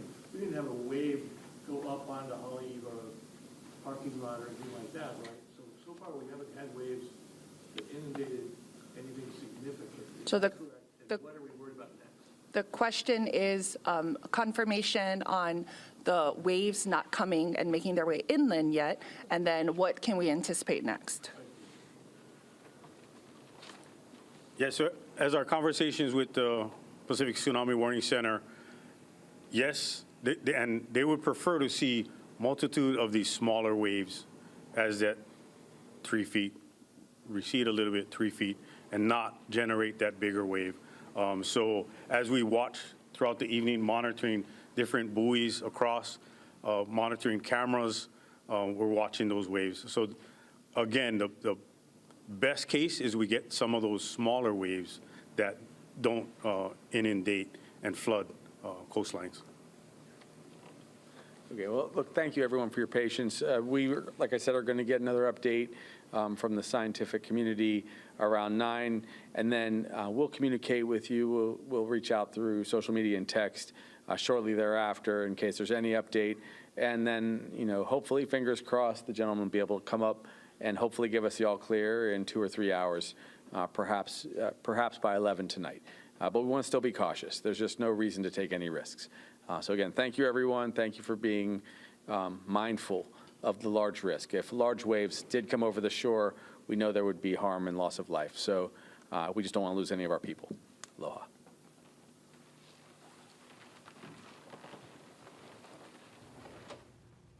All right, you've been listening to a news conference with Governor Josh Green and emergency officials. Not an all clear given just yet, but we can say this, as opposed to about an hour and a half ago, certainly you can detect an air of optimism in the remarks, talking about the discussion of an all clear as we are tracking activity with this tsunami warning event. That's right, just as you all at home have been watching with us and seeing the changes in our live shots at Hanalei, Kaanapali, Waikiki, and Haleiwa, just as Governor Green said.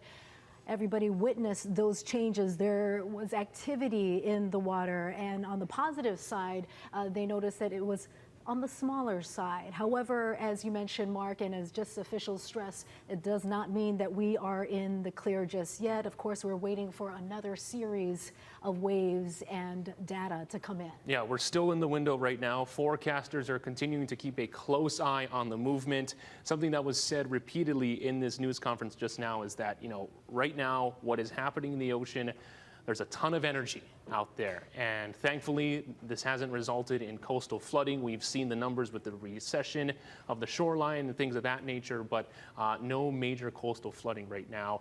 Chief Meteorologist Jennifer Robbins has a closer look at the numbers that scientists are picking up. Jen. After that press conference, so far so good, as we are going to be in good shape if we continue this trend. So Haleiwa, the biggest in amplitude, we're talking about 4 feet per 12 minutes. So that's with the wave energy that we're seeing. Hanalei, 3 feet in amplitude per 20 minutes.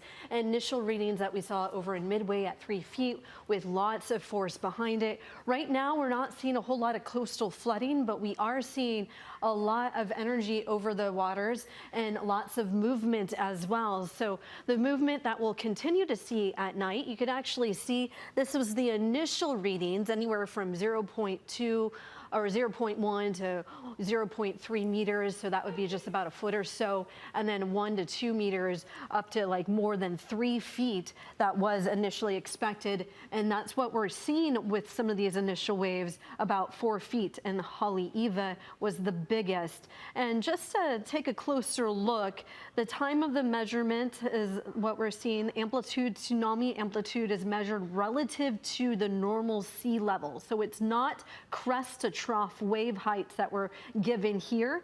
And per period, we're talking about the time in minutes from one wave to the next.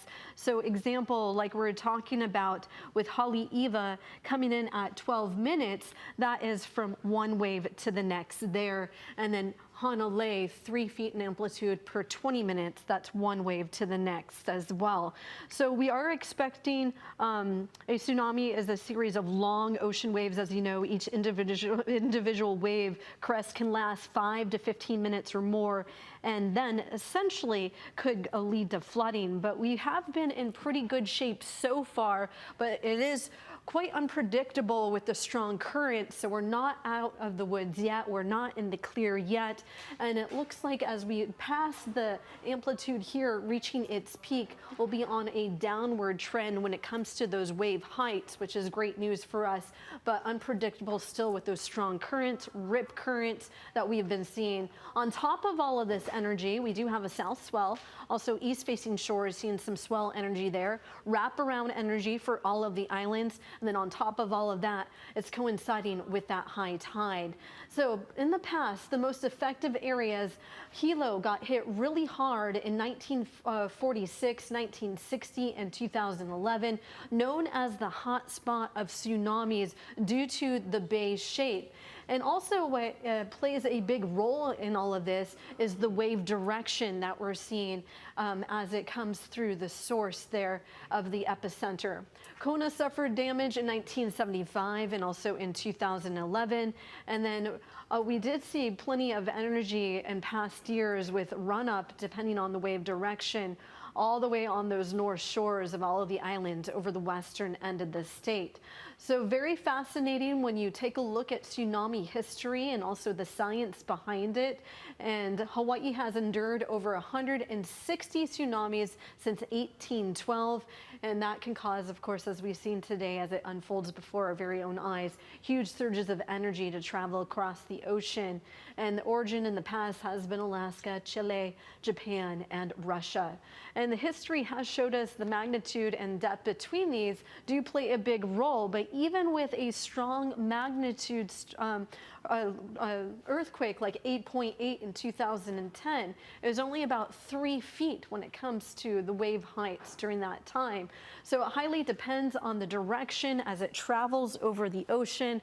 A lot of elements as it comes our way. But here's a friendly reminder, the power of water. Usually we talk about this when we get a lot of flooding from rain, but 1 foot can pick up cars, 2 feet can move SUVs and heavy trucks. And the power of water is substantial when it comes to this tsunami energy. We'll take a deeper look at all of these elements coming together in a little bit, but first, back to you guys. All right, thank you so much, Jen, for that important information as we continue to await the information just released from Pacific Tsunami Warning Center officials there. But as we take a live look now at this Waikiki camera live view, you can see, just as Governor Green mentioned, another positive thing that came out of this event is that everybody heeded the warnings. Yes. Coastlines are clear. He said just minus a couple of fender benders out on the roadways. Everybody showed that aloha spirit. They listened to officials, and you can see right now, nobody on the beach, minus that one foiler or stand-up paddleboarder out in Hanalei Bay that we spotted earlier tonight. But he says, let's continue to kokua. Let's continue to stay in this together and have this positive outcome, because this is not over yet. No, precisely. We're still in the window right now. We're staying on this cam because it is our only visible cam. But yeah, you think about kind of how this afternoon played out, right? And the response time that has happened. So you had the initial quake at 1:30. The severity was upgraded to an 8.8, and then the warning came down about 3 o'clock this afternoon, around 2:45 or so. So in that time, up until you hit 7:15, that was enough time for, action to be taken in terms of locating evacuation shelters, clearing up the roadways. Yes, we saw the traffic, but, in the hours since, that has dissipated. That coincided with rush hour traffic, and then just the response county by county across the state, with state crews going out there, making sure that beachgoers are off the coast, off the shoreline right now. You still have some people out there taking their chances. But, from what we heard in the governor's most recent remarks about 10 minutes ago, yes, we are still in the window, but we did hear the phrase all clear being mentioned several times in those remarks. All clear has not been given yet, but just based off of the initial readings that have come in so far, there seems to be some positive developments on what we have seen from the initial surge. And going back to, you think back to the different models that we have seen, from just buoy measurings, and you see that first spike that you have, the very dramatic spike within the first couple of waves, and after that you have some smaller spikes. So let's just hope, from what we have seen so far, it remains to just be current surges, nothing in the way of coastal flooding, knock on wood. Right, a live look now at Honolulu Harbor with Aloha Tower shining brightly there. You can see clearly that all of the boats have left, the fishing boats. Coast Guard cutter has left as well, as soon as that tsunami warning siren went off. And we won't be hearing any more sirens after the 7:10 initial arrival of those waves, but we are still heavily monitoring any changes that we will be seeing on our coastlines. We also want to give an update that Kole Kole Pass is officially closed. Of course, military officials jumped in and worked with the State Department of Transportation to open up that valuable key passageway to allow West Oahu residents who are near the coastlines to evacuate readily. So they closed Kole Kole Pass at approximately 8:15 tonight due to low visibility, they say, but they did report that an estimated 410 residents were able to utilize that key passageway thanks to the military for making that available to them. Yeah, it's precisely what its intent, and again, that's what it's there for, right? To, come to the aid of leeward Oahu residents during these types of situations. And so far, as we give you a look from our Helocam, as we have seen how these images have developed over the course of the last couple of hours or so, and how daylight has dissipated, no major activity in terms of coastal flooding. We saw the water receding when we were looking at that Hanalei Bay cam. Hanalei Bay, the water receding from the shots we were getting at Haleiwa Harbor. We are getting some reports of water kind of, moving in at Mauna Lua Bay out in East Honolulu. We are told the parking lot is filled with water out at Coconut Island out in Hilo. As you can see from this cam, it's on the bottom left of your screen. Yep. Jamaica here. Yeah, so you see it too, right? Yeah, I see it. Yeah, if you look closely, and we want to thank our producer for showing us. It's really hard to make out because, of course, it is nighttime and all of these changes are taking place. But yes, the bottom right corner there, you can see the parking lot. Actually, bottom left. Bottom left, yes, Yeah. yes, that left. Yeah, the other left. It is completely flooded. Ben and Drew, you could speak about this, and of course, Jen also mentioned high tides playing a role. Yeah, high tides do play a role, but remember earlier, this is several hours ago, and I mentioned about how this is a place where the currents go in and out by that bridge. Now, usually that parking lot, you can see 4 stalls just to the right under the street light over there, just above the palm tree to the bottom left. So that is usually dry land. That is very dry. You can park your car there. I've done live shots from that particular area during tropical cyclones and so forth. So yeah, apparently while we were going through the various and sundry press conferences and getting more data, one thing that has apparently happened is that the ocean, a tsunami, came and flooded the parking lot at Coconut Island, and there it is in this live shot. So that's all ocean water that came in. And I was trying to look a little bit earlier before we pointed out the fact that the parking lot is flooded.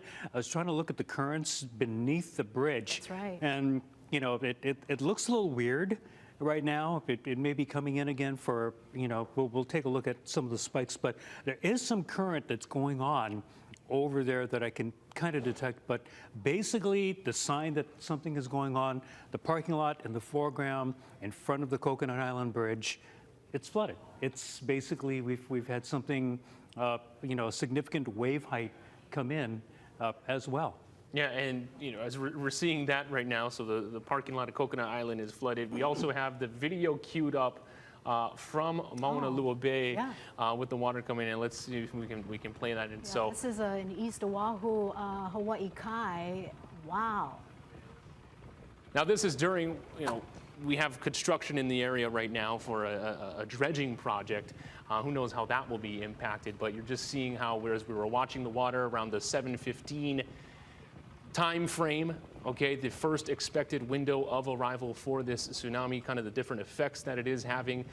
If what we are seeing is water moving in, a parking lot flooded, we will take that from what we have seen in the past, right? Yeah, absolutely. But most importantly, so the Pacific Tsunami Warning Center officials saying before they give the all clear, yes, these are positive signs, but they are going to hope that we continue to see more of these smaller waves in the next series of waves that are set to arrive to Hawaii before giving the all clear. And I want to take another look at some of the data from the Midway Atoll. Of course, the buoy that we've been watching all evening out there, of course, is kind of giving us a picture out of how these waves are going to be moving in. We've got open water in between the peninsula where the earthquake happened and Hawaii. So we really don't have a good idea of a good way to analyze it along the way as it's tracking towards the island chain. Ben and I are here in the Weather Center right now. We are looking at this data. This is from the Sand Island Midway Atoll buoy. You can actually take a look. This is over the last few hours. Again, we've been watching the actual waves from the tsunami moving in. Again, Ben, it's up and down, up and down. The buoy is rising very quickly, dropping very quickly. I do want to point out just again, we've even seen another shock or another large boost in the at the end there. This happened around 7:06 p.m. local time for the Midway Atoll. Again, we're still watching. That's why we haven't seen the all clear yet. We're still seeing spikes coming in on the buoys. Yeah, a little bit earlier we showed you like these 4 spikes here, 1, 2, 3, 4. They get smaller, 2 smaller spikes, and then we've got this next spike, spike number 5, I guess I'll call it. And this one is obviously larger than the first one. So it's not necessary that the first wave was the biggest. We're not seeing that. We're already seeing some data that shows that we did have a much higher wave, and that could have possibly moved in. This might have been the one that flooded Coconut Island's parking lot. And Jennifer Robbins, Chief Meteorologist Jennifer Robbins mentioned that's a hot spot. Hilo Bay is a hot spot for flooding, especially when it comes to past tsunamis. And we're getting word from our reporter, our producer, that we are seeing some flooding over in Hilo Bay. We want to take you back out there. Still seeing some water moving into. It's a closer shot here. Yes, moving into the parking lot there. Yeah, looks like, there we go. Yeah, looks like, I'm just going to move away from the desk for a moment, but it looks like, yeah, there's water. We can't really tell where the edge is, but because of darkness, but it looks like more water has been starting to move into the parking lot there. You can see on the right side of your screen where that little light reflection is, that might be a little bit of water movement there that's been happening, but that parking lot is definitely flooded. Just looking to see if it's getting a little bit higher or if some of the water is actually leaving the parking lot or trying to drain from the parking lot at this point, but you can see most of the parking lot at Coconut Island and Hilo Bay basically got inundated by ocean. So that's a sign that we have had some tsunami waves that have been moving through. They're not big, but once again, that's a good thing. Yeah. You know, this is one of those times where not having the worst case scenario is definitely something to celebrate. But again, we're not completely done with this event yet because as we've been emphasizing over and over, this is not one wave, this is a series of, you know, an update. And we've also got an update now from Chip McCreary, the head of the Pacific Tsunami Warning Center. Let's go there now.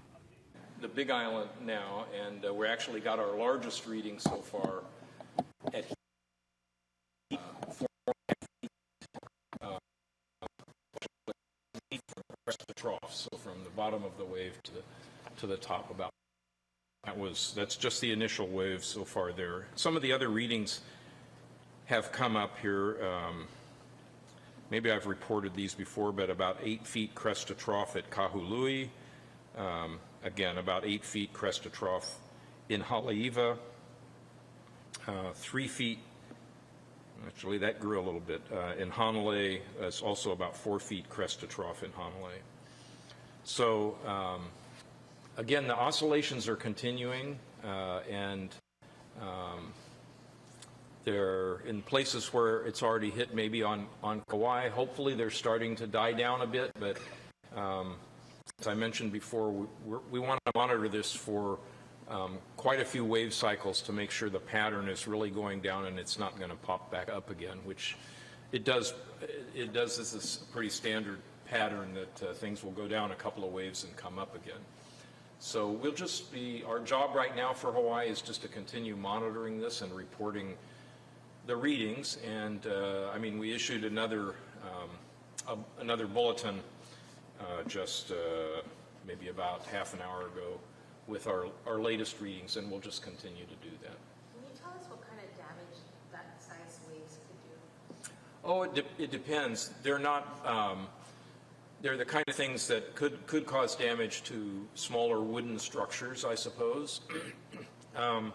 It's hard to say. The thing is that the readings we're reporting here are what we see on a gauge, and so we can't really see what's happening all along a coastline. And gauges are usually in fairly protected places inside a harbor, so oftentimes it's not the largest reading you see on a gauge, because people put gauges in a protected place because they want them to last a long time, versus putting them on an open coast. So we're reporting what we see on these gauges, but we don't know what's actually happening comprehensively along a coast. So if the water comes up, I think I mentioned once before, for a human, if you're standing in water even up to your knee and it's fast moving water, can easily sweep you off your feet.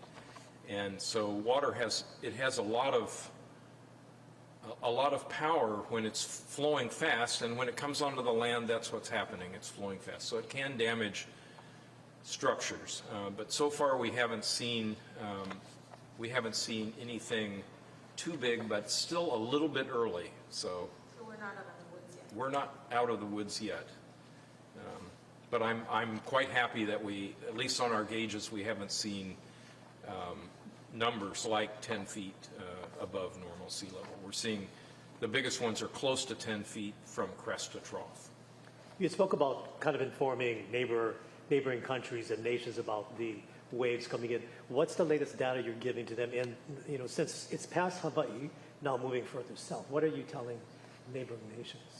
Well, we actually what we do is we send them the results of our forecast model. So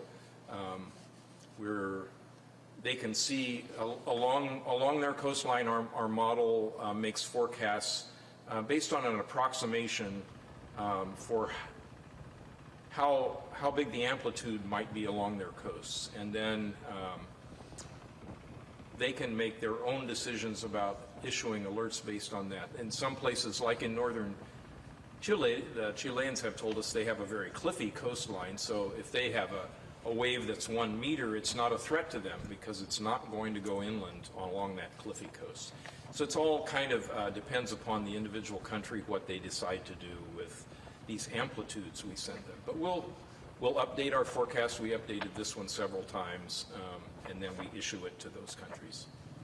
We've heard some reports that people have started to return back to their homes, especially on the Oahu's North Shore. That's where we got the reports from. What is your reaction to that, and what would your advice be? That's a very poor thing to do until we know it's safe, and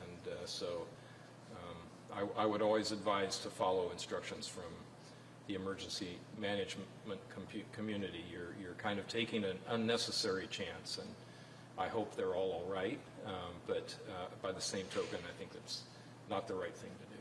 Could you kind of explain why it's not just one big sweeping wave, but it's these rounds that keep on coming minutes apart? Well, even if you have seen films of the 2011 tsunami in Japan, you can see that sometimes when the wave comes in, it's very subtle. It just looks like a little bit of a surge of the sea. It just starts coming in a little bit and rising slowly, but it doesn't stop. It keeps rising and rising and rising, and the current gets faster and faster. And there's videos of a town that's wiped out in 15 minutes from something that didn't come in like a wall of water. It just came in like a slowly rising tide. Well, not as slow as the tides. It's a rising tide that will come to its peak in 10 minutes or 15 minutes. And why it does that really depends upon the shape of the coastline and the offshore bathymetry. So if it's a gently sloping offshore bathymetry, then the sea is just going to rise slowly. But if it's something that gets focused,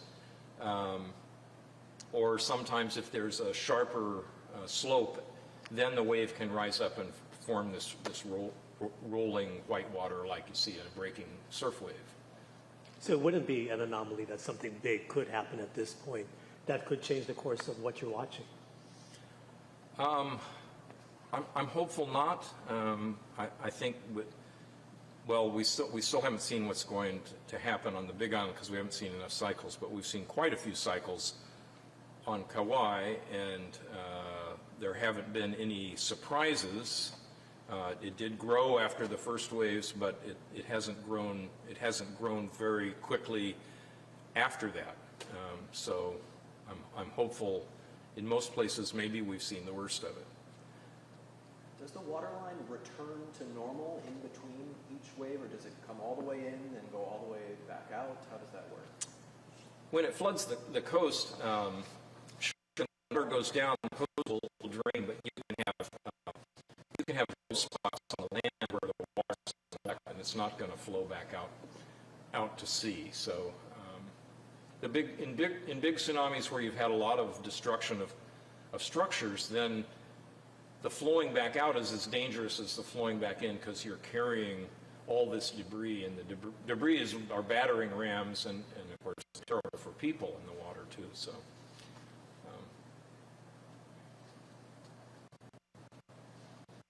Okay, well, this time I think we'll probably wait another hour to come back down, so we have maybe a more comprehensive look at what has happened and maybe some outlook on where we're going. So thank you.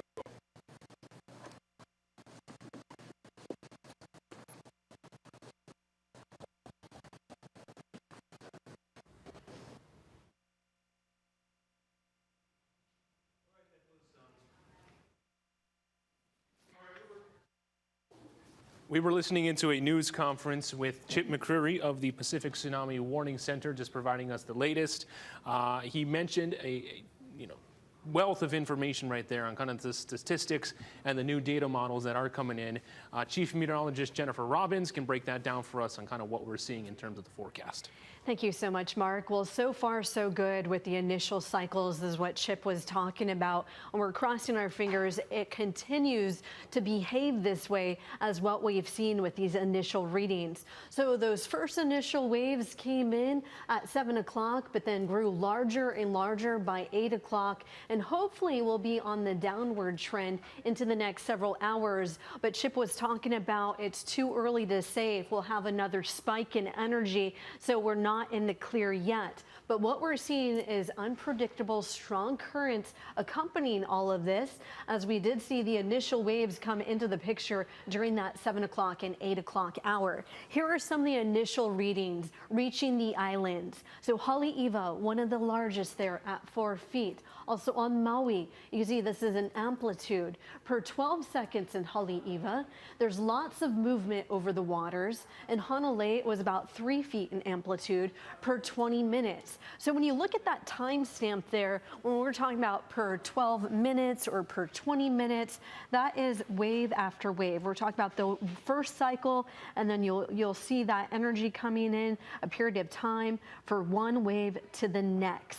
And also, amplitude is a measurement here relative to normal sea levels. So these are the numbers that we're seeing that are relative to normal sea level. And we are seeing it hopefully on a downward trend, but it's too early to say. As you can see, the magnitude, the depth, the wave direction plays a big role of how all of this unfolds. And as the waves get closer and closer to the island and how it interacts with the island chain and also with our seafloor as well. And you could see back in history in 1960, a 9.5 magnitude hurricane or a 9.5 magnitude earthquake, very devastating situation. It arrived 15 hours up to 35 feet during that time period. And that was one of the strongest and one of the most devastating in history that we have on record, with that 9.5 magnitude earthquake that happened in Chile. And then also in 2010, even though it was a strong magnitude earthquake at 8.8, only about 3 feet. So it really highly depends. Each individual tsunami is not alike with the magnitude, how far the wave energy has to travel, what direction it has to travel in. And then in 2011, with the Japan earthquake at 9.1, we did see anywhere from 6 to 7 feet in property damage. So it's really dark outside, and it's not until tomorrow's morning light we'll see what kind of damage is coming our way. It's too early to say what the readings are. We're seeing some initial cycles in Hilo, but it usually gets hit pretty hard there, being the hot spot of tsunamis due to the bay's shape. And so we'll see what the readings are in the following cycles that we're seeing there. But fortunately enough, we've been seeing some maybe run up and not a whole lot of coastal flooding that's making its way inland. So that's been great news for us. And we could be seeing more run up into the next couple of hours. And also a big concern, of course, will be all of the activity and movement over the waters with the swell energy that we're seeing right now, with the tide that we're seeing, And then on top of that, of course, how unpredictable some of that energy is and that it's coming in surges. But as we've been talking about throughout the entire evening, Hawaii is no stranger to tsunamis. It has endured over 160 tsunamis since 1812, and we've seen a number of origins. Right now, the epicenter, even though it has been so far away, it's incredible how far these waves can travel, up to 500 to 550 miles per hour, and then eventually arrive. And we had that 5 to 6 hour window. And it looks like a lot of the projections have been pretty good, right on target. Initially, the lower end, when we're talking about 3 feet or so, we've been falling anywhere from about 3 feet to 4 feet so far, and hoping that trend continues as we approach the next several hours.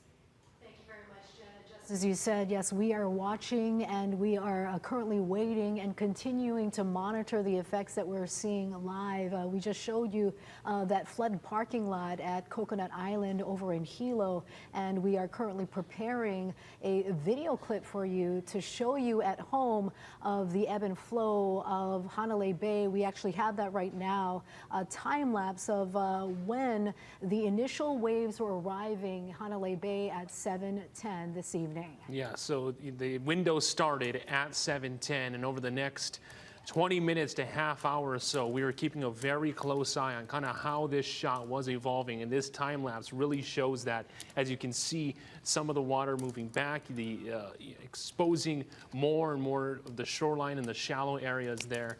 Just really fascinating to see how this was unfolding before our very eyes. Yeah, this really is a historical moment, Mark, as us and the entire state of Hawaii watch these events unfolding. However, you know, it could also be a moment of anxiety for a lot of people, especially because this is happening at night, where you can't really observe and see the changes, as we were all recalling the past major tsunami and the effects of that one in Japan back in 2011.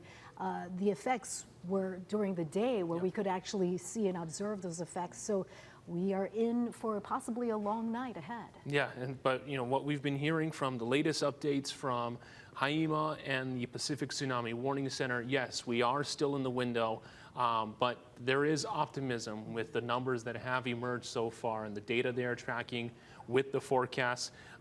We do want to mention this, that Hawaiian Airlines is safely resuming flight operations this evening as airports reopen. We appreciate our guests' patience and understanding while we adjusted operations here in Hawaii. Guests with travel to, from, or within the Hawaiian Islands should continue to check the status of their flights. And as far as we know, the Hilo airport remains closed, and the Kahului airport, all flights to and from Kahului airport have been canceled. And just as Mark, you mentioned, it is best to just check in with your individual flight carriers for the latest schedules. Now, as I understand, we want to go live to our reporter Daryl Huff, who has an update for us. Daryl.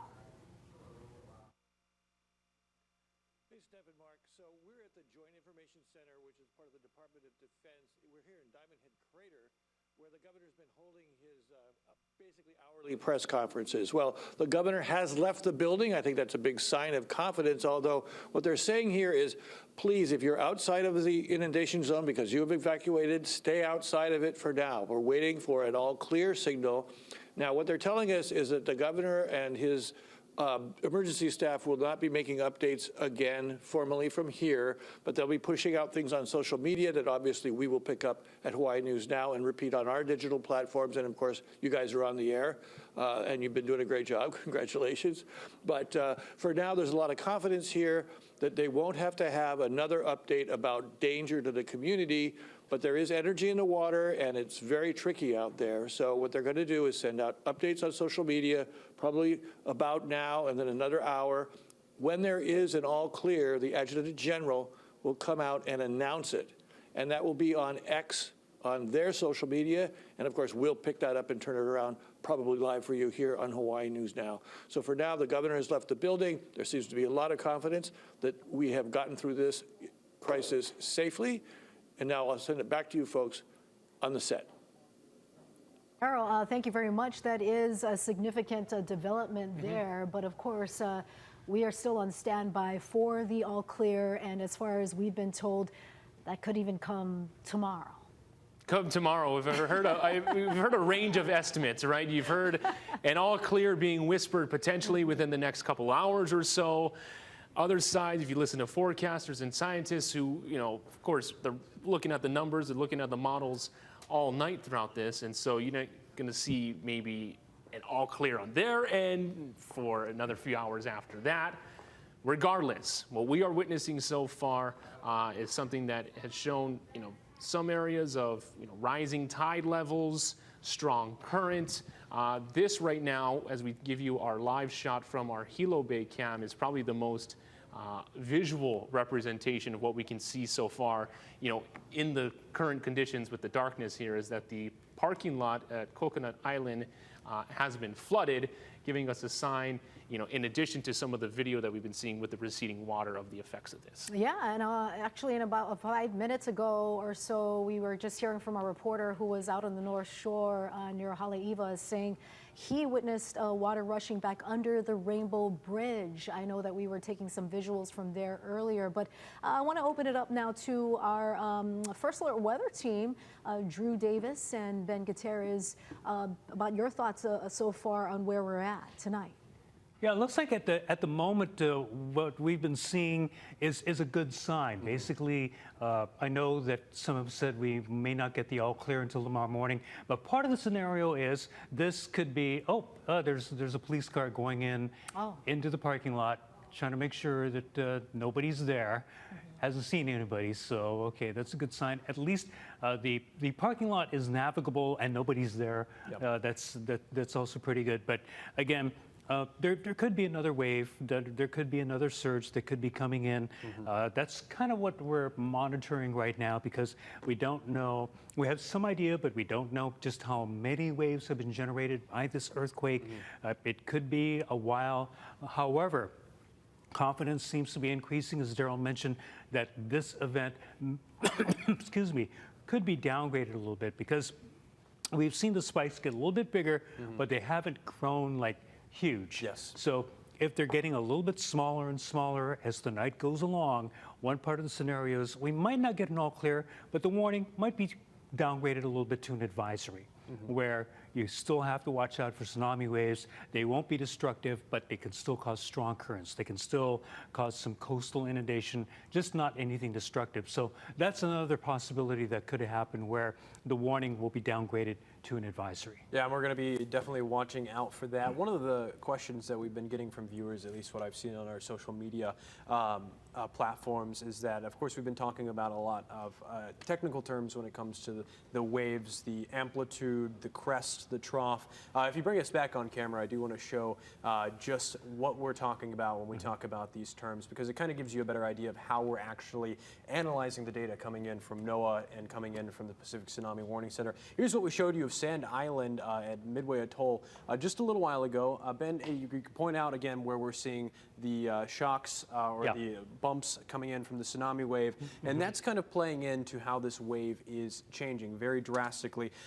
This is a diagram that I do want to walk you through because this is kind of an explanation of what's going on out there. We've got a crest, a trough, the wavelength, so how far the waves are, which is what we've been seeing about 20-ish minutes, I believe, between waves.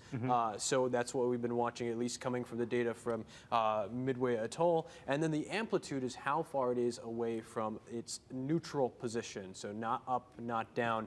Again, this is a diagram you may be familiar with if you took high school physics. Or we're paying attention.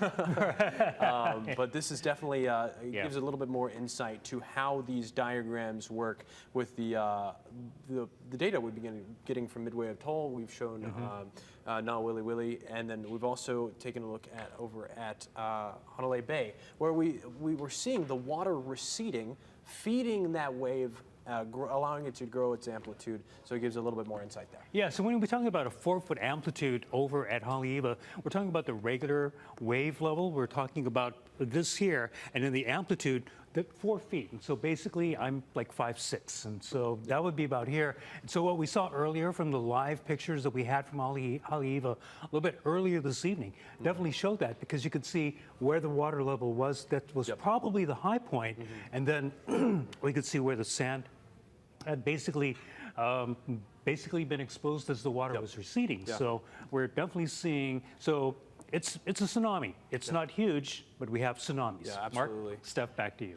Thank you very much. Thank you so much. Yeah, and you were just talking about the 4-foot amplitude at Haleiwa, and that's where we want to go live next. Yeah, let's take it over to our Kyle Chinen, who is standing by live on the North Shore, monitoring the coastline. What can you tell us of what you've been seeing so far, Kyle?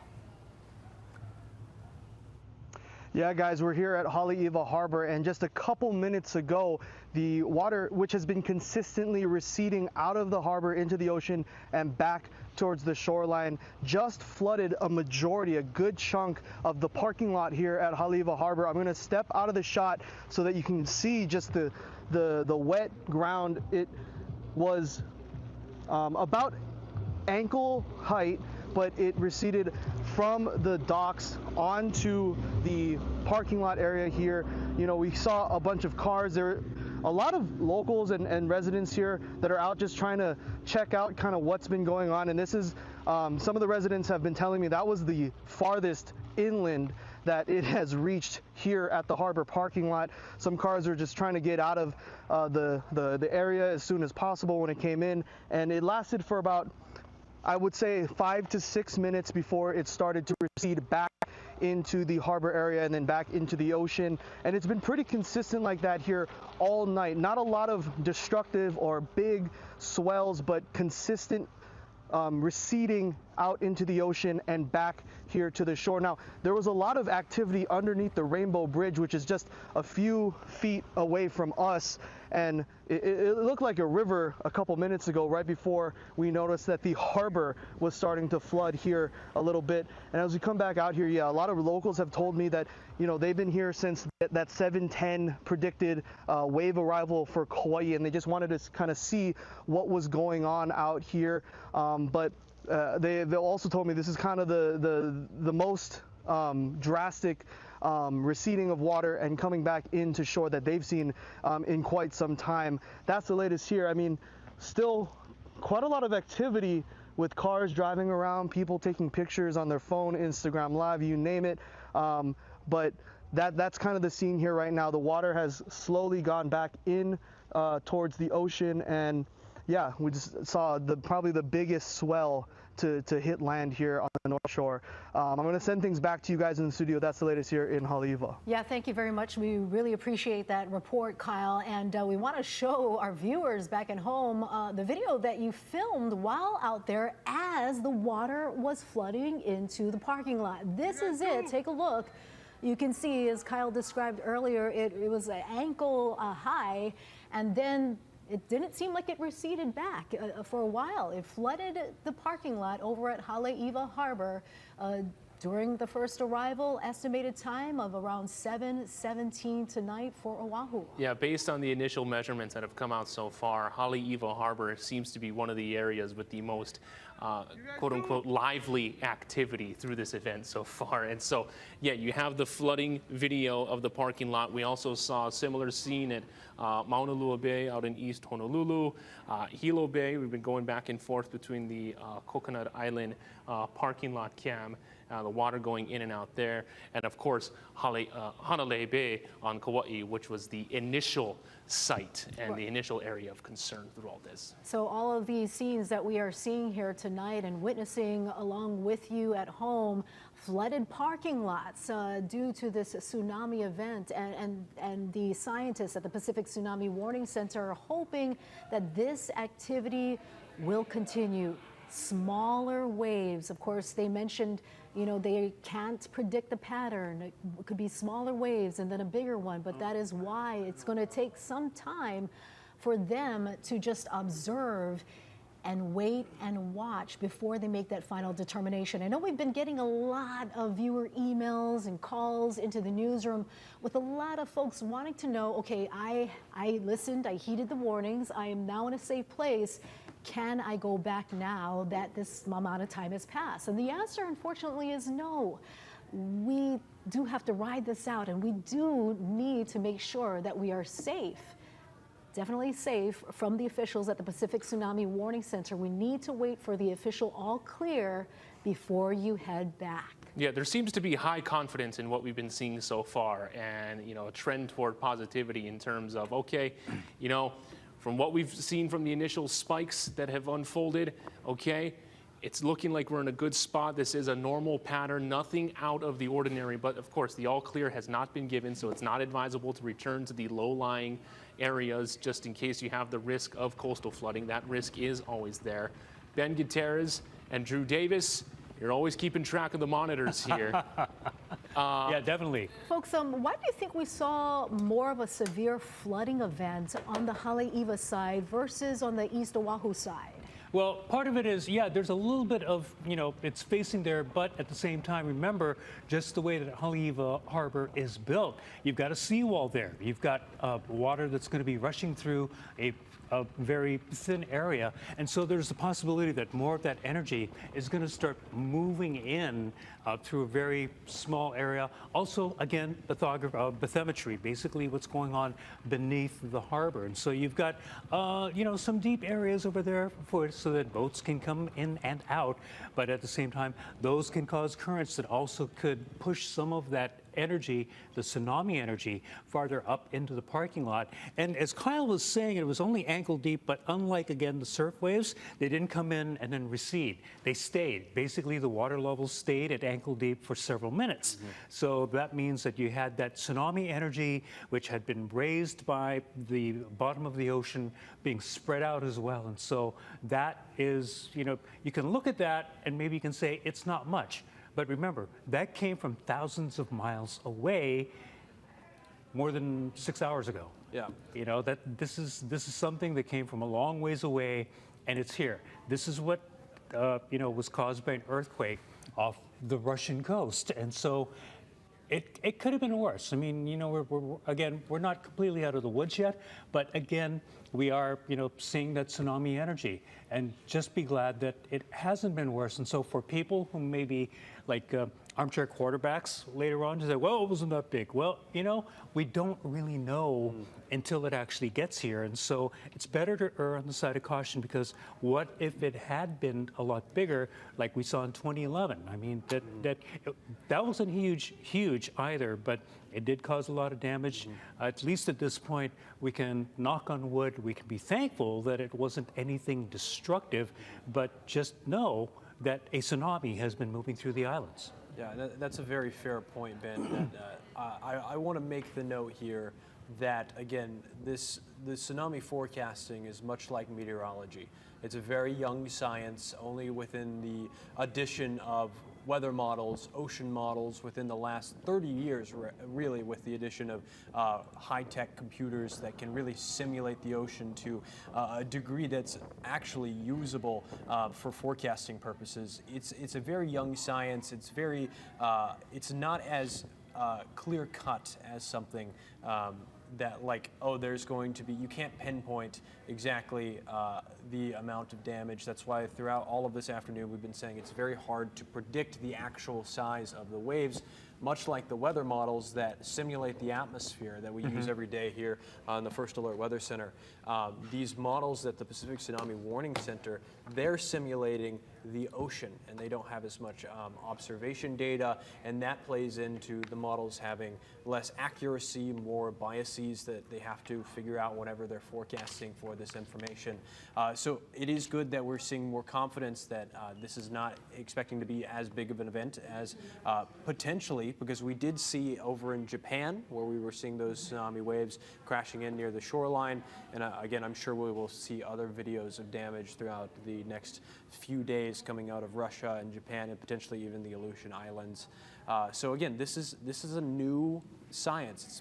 It's the idea of simulating the entire ocean when we don't even know the exact idea of the tectonic plates, like how much mass moved there. And we were saying earlier today that that movement is an incredible amount of energy just released into the ocean. It's very hard to simulate that with very little observation data at the bottom of the ocean. Yeah, at this point, according to reports that we're getting from around the world and from the Associated Press, there have been tsunami waves in Japan.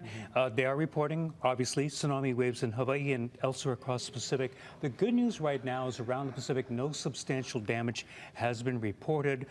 There were some ports on the Kamchatka Peninsula in Russia that were close to the epicenter of this 8.8 magnitude earthquake that were flooded. And then we saw some video earlier of big white waves that were coming in over parts of Hokkaido and portions of northern Japan. So at least, you know, the thing that I want to emphasize is that it was a tsunami. The good news is that it was not destructive. It has, you know, been, you know, it's there, and we still have to be careful about strong currents, unusual currents. Parking lots getting flooded like Coconut Island and Haleiwa, and people should note that this is not behaving like a surf wave. You know, we've seen the waves during the eddy, and you know, people, the wave comes in and immediately comes out, goes out, and maybe sweep some people out. This one could have been, if you look back at the Indonesian earthquake and what happened there, just water energy just continuing to come in nonstop, like you know, it just keeps flowing in because you're looking at the whole ocean coming in. You're not just looking at a wave. So we can be very thankful at this point, but again, we're not in the clear yet. We still have to wait and see just how many waves are generated by this particular event. So yeah, a couple of small waves, but we just want to make 100% sure before we let everybody return to evacuation areas. But right now, sit tight, just do what you need to do where you are and wait for the all clear signal when it is issued by the authorities. Yeah, and a big mahalo to everybody's kokua out there for heeding the warnings and cooperating and making sure that our community is safe. We are now more than 2 hours into this event since the first arrival of the tsunami waves at Hanalei Bay at 7:10, followed by waves to arrive on Oahu at 7:20. And we witness changes, activity, energy in the ocean that continues as we speak. As we take a live look at our Waikiki camera, you can see the wet sand line there coming up quite a ways, right. you know, onto the shoreline there. You can see the evolving water line as the night has unfolded, right? But yes, no major coastal flooding from what we've been seeing. And Ben, let's reiterate this point here, right? This is a tsunami event, but it's not a destructive tsunami from what we have been seeing thus far. Yeah, and that's the good news right now. It is a tsunami. We were right to evacuate, quite frankly, because we didn't know there was the potential for destructive waves. We've seen inundation, we've seen parking lots flooded, which may be more of an inconvenience, but maybe, you know, in the post-mortem, as we call it, maybe tomorrow morning with the light of day, and once this event has passed, we might see some damage to some boats. We might see a little bit of those things, maybe some coastal infrastructure damage, those sorts of things. We don't know yet because we really can't go into those areas. But once the all clear is given and people can assess if any damage has occurred, you know, we can take a better look. But again, like in 2011, this is an event that could take several hours because we had waves still coming in for like 4 or 5 hours after the initial waves came in. And so even though the first wave was expected at 7 p.m. and it kind of, you know, right in that time frame around 7:15, 7:30 did come in, we are now 2 hours in, and we're not done yet because we're still seeing some waves coming in. We're going to be checking in again at the midway buoy just to see if it's still recording any spikes that we've been watching all evening long. And if there's still spikes, we're not out of the clear yet. Yeah, still seeing waves. If there are still spikes, we'll make sure to give you another update from the Midway Atoll buoy. I do want to just bring up again the Hanalei, the time lapse that we showed earlier. Oh, yeah. We were watching that live, and we could all see the reef getting exposed, and seeing that played back quickly. It's incredible to see how much water actually receded. Luckily, it didn't come back as a wall of water, which here's the video that you can see on your live stream again. So you can very clearly see, we were watching, luckily with the sun setting, you were able to see the way the currents were moving, and then there you go. The reef is exposed, the sand is exposed. Luckily, we didn't see anybody actually on the camera walking out. And Mark, you had something you wanted? No, that was over the course of about a half hour or so too. Yeah. Just speaks to how fast this has moved. Yeah. The sirens are sounding again, and this alert says we are 2 hours out from the first wave arrival. Those waves were estimated at 7:10. That may be an older update that is now playing on a device right now. Oh. Okay, it's funny how these mobile devices operate. So, not to stoke any fear here, It's sounding again. there is no new siren. Steph, you have your own personal. Yeah, I think you have your Apple Watches finally updating with the alerts from today. It's catching up. Yeah. Fortunately, we shouldn't be getting any alerts right now. That might have been just a leftover, but no new alerts. Yeah.